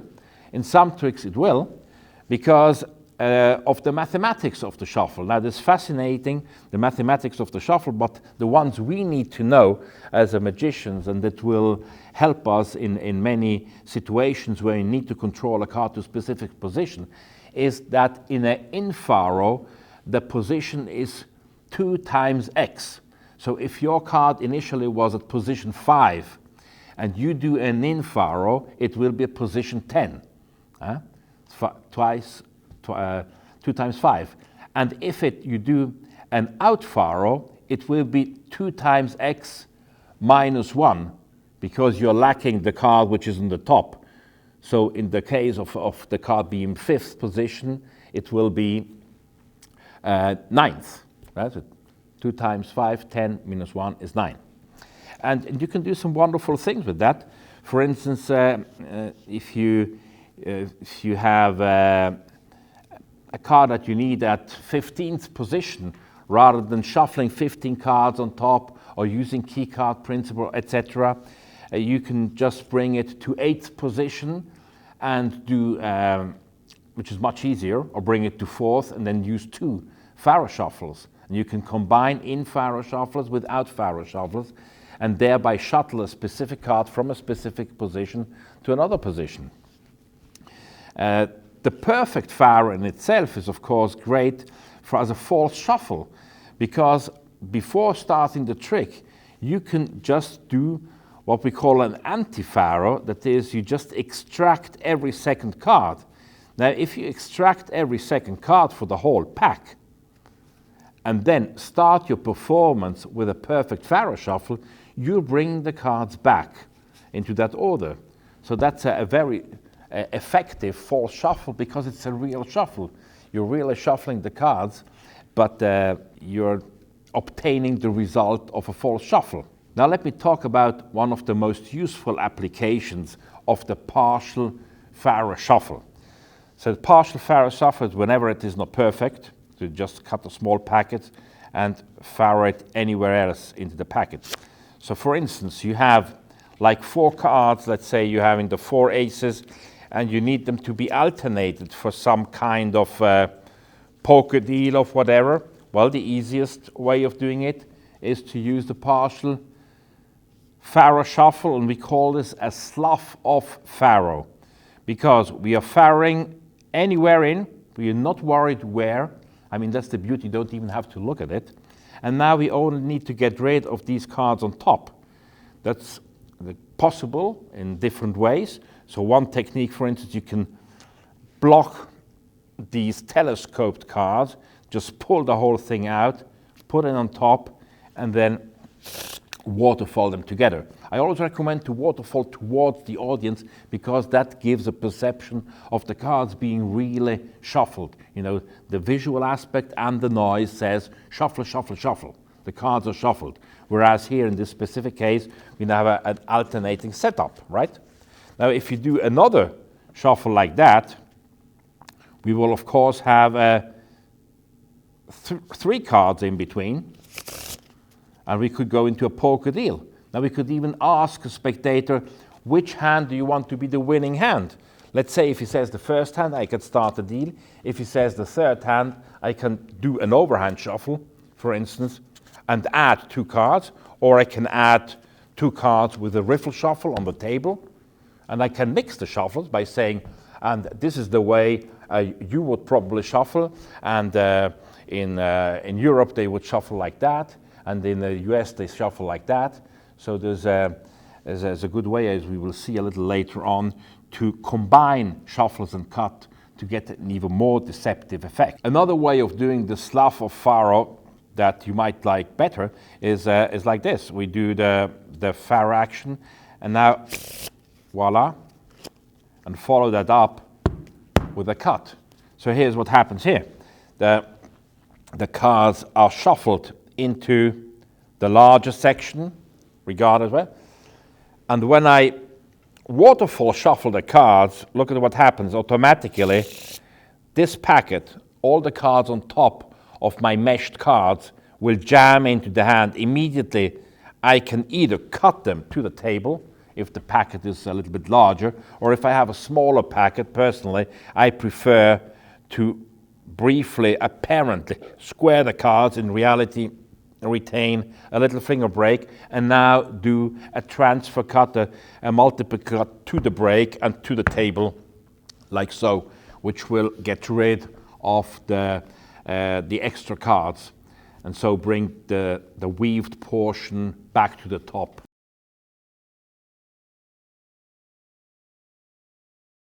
In this section, let's talk about the Hindu shuffle. Now, that's a style of shuffle, really, that is used in Asia and Africa. Been used that's most of the time done with a grip like that, which is very unusual for most of us magicians. We don't use that a lot, and we have adapted that though to this very useful shuffle, which is in principle exactly the same thing. Now, the Hindu shuffle does, mechanically speaking, the same thing that an overhand shuffle. In an overhand shuffle, we chop off various packets, maybe in 5 to 7 movements. That's exactly the same thing that we do in the Hindu shuffle, and it's exactly the same thing that we will be doing in a running cut, and it's the same thing that we will be doing in a type of multiple cuts. Now that's an interesting concept to look at what a specific shuffle does and how it is handled, and then to try to transpose it to different ways of handling the cards. You might want to look at other slides and try to find solutions that are probably interesting and different. Now let's look at the specific characteristics of the Hindu shuffle. First of all, I think it's a shuffle that says, I'm shuffling the cards. Still, most people are not so used to see that. So when they see that, they are looking. So it's a good shuffle to use. We want to emphasize the idea the cards are shuffled. It is a little spectacular. It is a little bit more flashy than just an overhand shuffle. So has an aesthetic merit if you are looking for that type of thing. And also in a stand-up and in a parlor, in a stage setting, it communicates the fact that the cards are shuffled further back in the rows. So there are several reasons that speak in favor of the Hindu shuffle. Furthermore, we have some wonderful technicalities associated with the Hindu shuffle that solve some problems we have as card magicians in a very elegant way. Let's speak, for instance, about a bottom stock control or stock control. The Hindu shuffle is a great way to control a little stock. Let me take again the 4 aces, which you're going to put on the bottom of the deck. So we do the shuffle, and this, of course, doesn't change the bottom part. We can slap this on top, retain a break, and then do a cut. Or we can simply repeat the shuffle, which is very similar to the running cut. You just out-jog it a little bit so I can grab it immediately in the second shuffle. An even easier way of retaining the bottom stock is to extract it in the first shuffling action. So it just extract from the bottom rather than from the top. It's practically invisible to the eye, especially if you start to look up first when you do the first shuffle movement, and then when you proceed with the shuffle, you look down at the cards. To do this in a technically safe manner, I use what I called the V configuration of the fingers. You have the fingers like that, and when you jam the deck from top down into the fingers, automatically, due to this configuration of the fingers will grab a block of about 10 cards or so, right?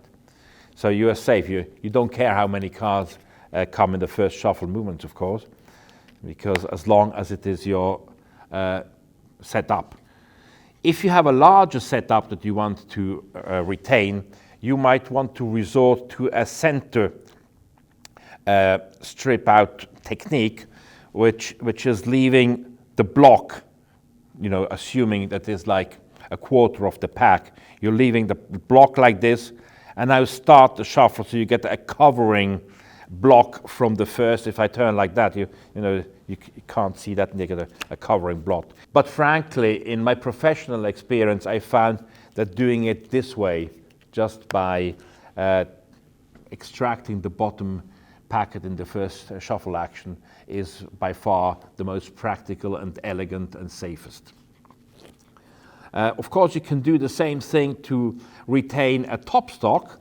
Now you can become sophisticated if you like by pulling off the first block, then picking it up and retaining a break, and then shuffling to the break. This is very much like the overhand lift shuffle we have seen, where the block is being picked up and dropped at the end. But I must tell you, in Magic, we have so much freedom that we can stage that differently. And I always say, look, we can shuffle the cards face up, and you can really see that they are shuffled. Shuffle off about 2/3, leave the last third on top with a break, and then cut at the break, and that not only shuffling, but also cutting. And that brings the stock back to the top. So that's a wonderful combination, and it's a very nice strategy to say, let's shuffle the cards face up. Not only are we going to shuffle them, but let's also cut them, so we make sure. So that's a perfectly legitimate and fair way to control bottom and top stocks with the Hindu shuffle. Now here comes a little idea. I mean, there is you might have seen people do something like that, which is it should look like a running cut, a legitimate running cut, but instead of taking packet off the top, the packets are taken off the bottom. So if this is well done, it can be quite convincing, and you can apply this idea to the Hindu shuffle. I think it was John Cornelius who used that as the first person, although the principle, as I say, is very old. If we look at the running cuts on the table, and you can try to do it that way and just do several shuffle movements, but shuffling the packets from the bottom rather than from the top. And really the secret is to maintain a steady rhythm, look at the audience. I think in this case you don't want to look too much at the cards, you look at the audience. So you can practice that and see if it's a technique that is something for you. Not all techniques will be for everybody. But here to end this section on the Hindu shuffle is a wonderful little idea that we can use as magicians, and that comes courtesy of Juan Tamariz. And it is very nice to use in combination with two other shuffles. When you've said in Europe they shuffle like this, so you use Optical Shuffle or whatever, and then and in America, of course, they shuffle like this, and you use the Mauler Shuffle we've seen. But in Asia, they shuffle like that, you know, and go into that grip, and then do this. And say they shuffle like that, and of course you can cut it, and you can cut too. And that, although it might not seem so, keeps the order of the deck intact, at least its cyclical order. We are cutting it. There are ways, of course, of getting it back. And here is the mechanics. Here the mechanics is you shuffle off a third or whatever, then apparently you do two more shuffle movements, but here you shuffle from the bottom. You shuffle two little packets from the bottom. That's really very easy. Then you do a Charlier cut, which is very simple. It's basic. You're holding the packet like this. You're fixing it with your thumb. Drop a packet. Use your forefinger to bring that up. That one drops, and you insert the remaining cards into the gap. So here's how it looks slow motion. The 1 from the top, 2 and 3 from the bottom, Charlier cut, and put that in the center. And of course, very nice now to have the spectator cut the pack, so you can see the deck has been shuffled and cut. And at the end, it will be easier to make the audience believe that they have shuffled and cut the deck. So this ends our little section on the Hindu shuffle.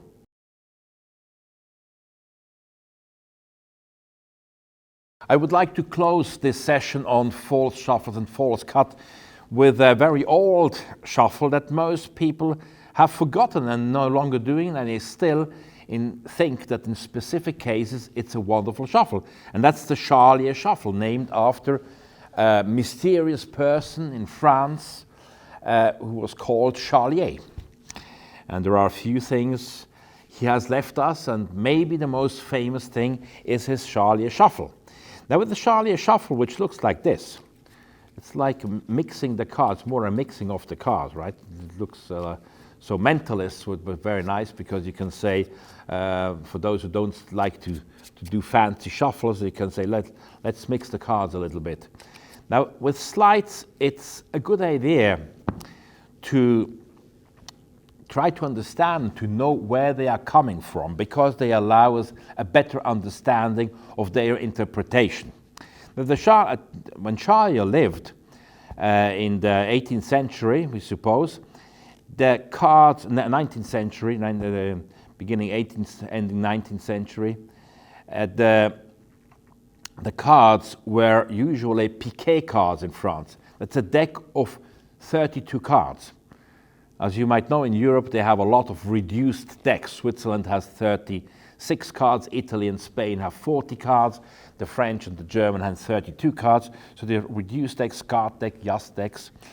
And at that time they had 32 cards.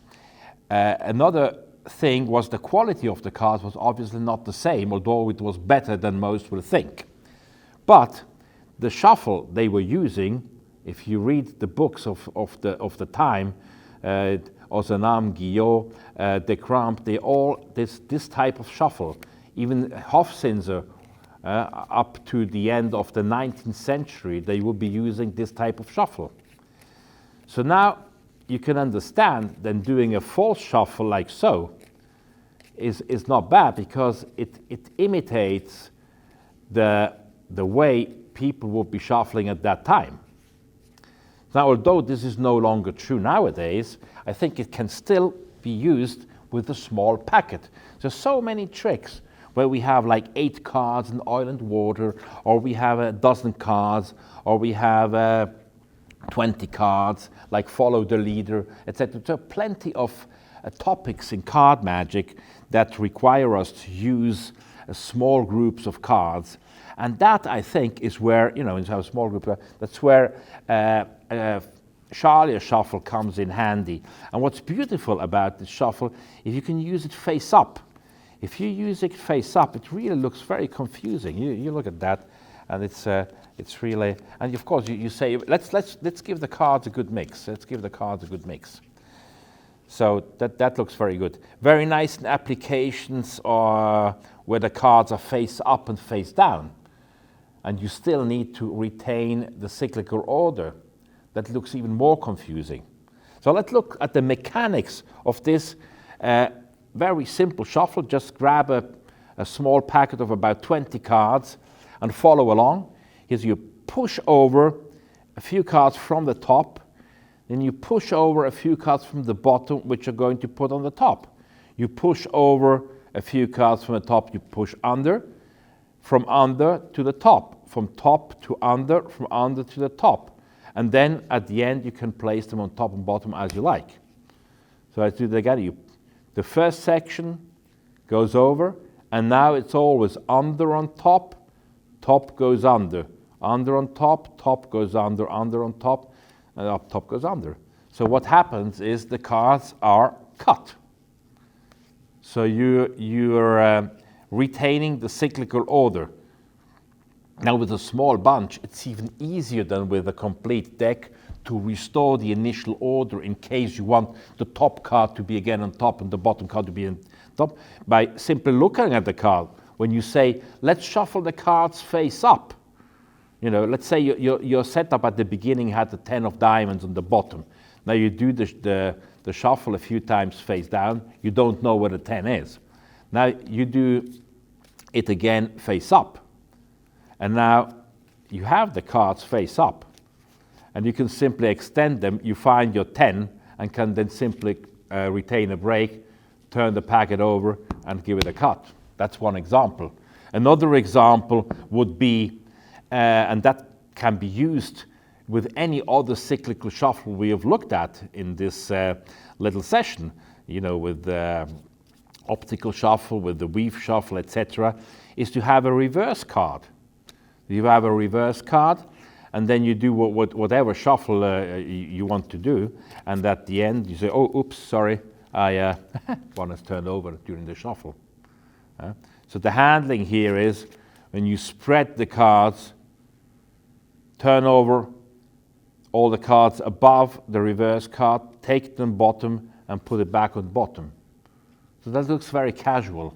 There is even a card control that Frank Garcia had dubbed the oops control, which you find in Card College Volume 1, and that uses exactly the same concept.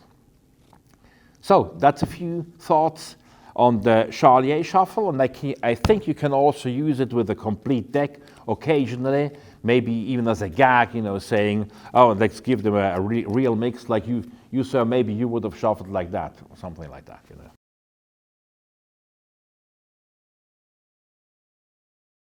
Remember that at the beginning we said the most important thing with false shufflers and false cut is to convince the spectator that the cards are shuffled.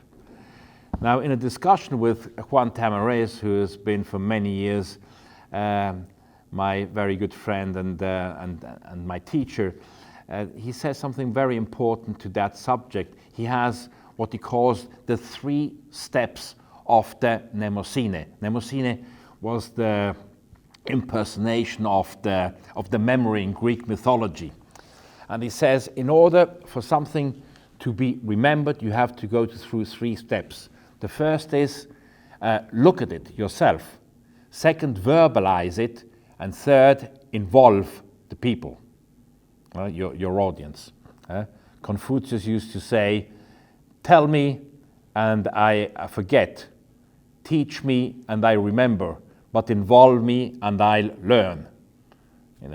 And that's very true with the shuffle. If we want that the spectators are amazed at the end when the whole deck is into order, or something incredible happens that has to do with the order of the cards, they have to be firmly convinced and they have to remember that the cards were shuffled to begin with. So there are several strategies to be used when you want a genuine shuffle to be remembered. Not even a false shuffle. You just want them to remember the deck has been shuffled. So you can, for instance, say, let's shuffle the cards in different ways, like we do here in Switzerland, like the Americans do, and like they do in Asia. So that's a way to make the shuffle more memorable. But it only uses 2 of the concepts. I mention it verbally, and I look at it, but I don't involve the audience. So it's even better if I can involve them. So maybe I can say, okay, let's shuffle this deck, but I don't want to shuffle it, you shuffle them. Maybe we do the job sharing shuffle, and I give 3 different people a portion, and each one shuffles the packet. Then I take them back, and I say, good, remember the deck has been shuffled by the job sharing shuffle. Right? So the little alliteration and the amusing situation make it much easier to be remembered. So if even after 5 minutes you can come back and say, we use the job sharing shuffle. Or you can ask a spectator, excuse me sir, where do you come from? And the gentleman said, I come from Sudbury, whatever. And you say, oh, okay, very good. Would you please shuffle the cards? Oh, look, this is the Sudbury shuffle, or whatever. This is amusing, and after 5 minutes you can still say, good, we're going to use the deck which has been shuffled with the Sudbury shuffle by this gentleman, and come back. Or you can ask, the first person I ever saw tell me that idea was Juan Tamares. He asked me, Roberto, shuffled the cards above your head. I dropped them all, so that's not such a good idea for me. But there are so many things. In Secret Agenda I have a list of 12 different ways cards can be shuffled so that they can easily be remembered. Let me just finish this by showing you ways to combine different shuffles we have looked at, and including the last thoughts I've just exposed. So using for instance, an optical shuffle by saying, let's shuffle the cards like we do in Switzerland. My parents, by the way, were from Italy. They were shuffling cards like that. They use the optical shuffle and so the weave shuffle. And then say, but I think most card players will use this kind of shuffle, right? And if the deck, for instance, is, let's say, in an order that allows a riffle shuffle, for instance, Gilbreth's principle applications, you could go through various false shuffles, face up, doing the Charlier, doing whatever we have looked at, and cuts, and now you could do a real shuffle and use this ploy that was first used, as far as I know, by Paul Curry, and has been used again by Juan Tamariz, and since then many of us are using it. They say, and this is the American riffle shuffle, and you can do it like the Chinese. And the Chinese, how do the Chinese always two fingers? They go like this, and you have the spectator. That's when you start to involve him. Finish the shuffle. So I hope that these thoughts can now take you back. That's my recommendation. Go back to over the shuffles we have done and try to incorporate these thoughts with the idea in mind that the spectator shall not only see that you're shuffling the cards, but he can also remember them until the last in order to make the effect more magical and stronger.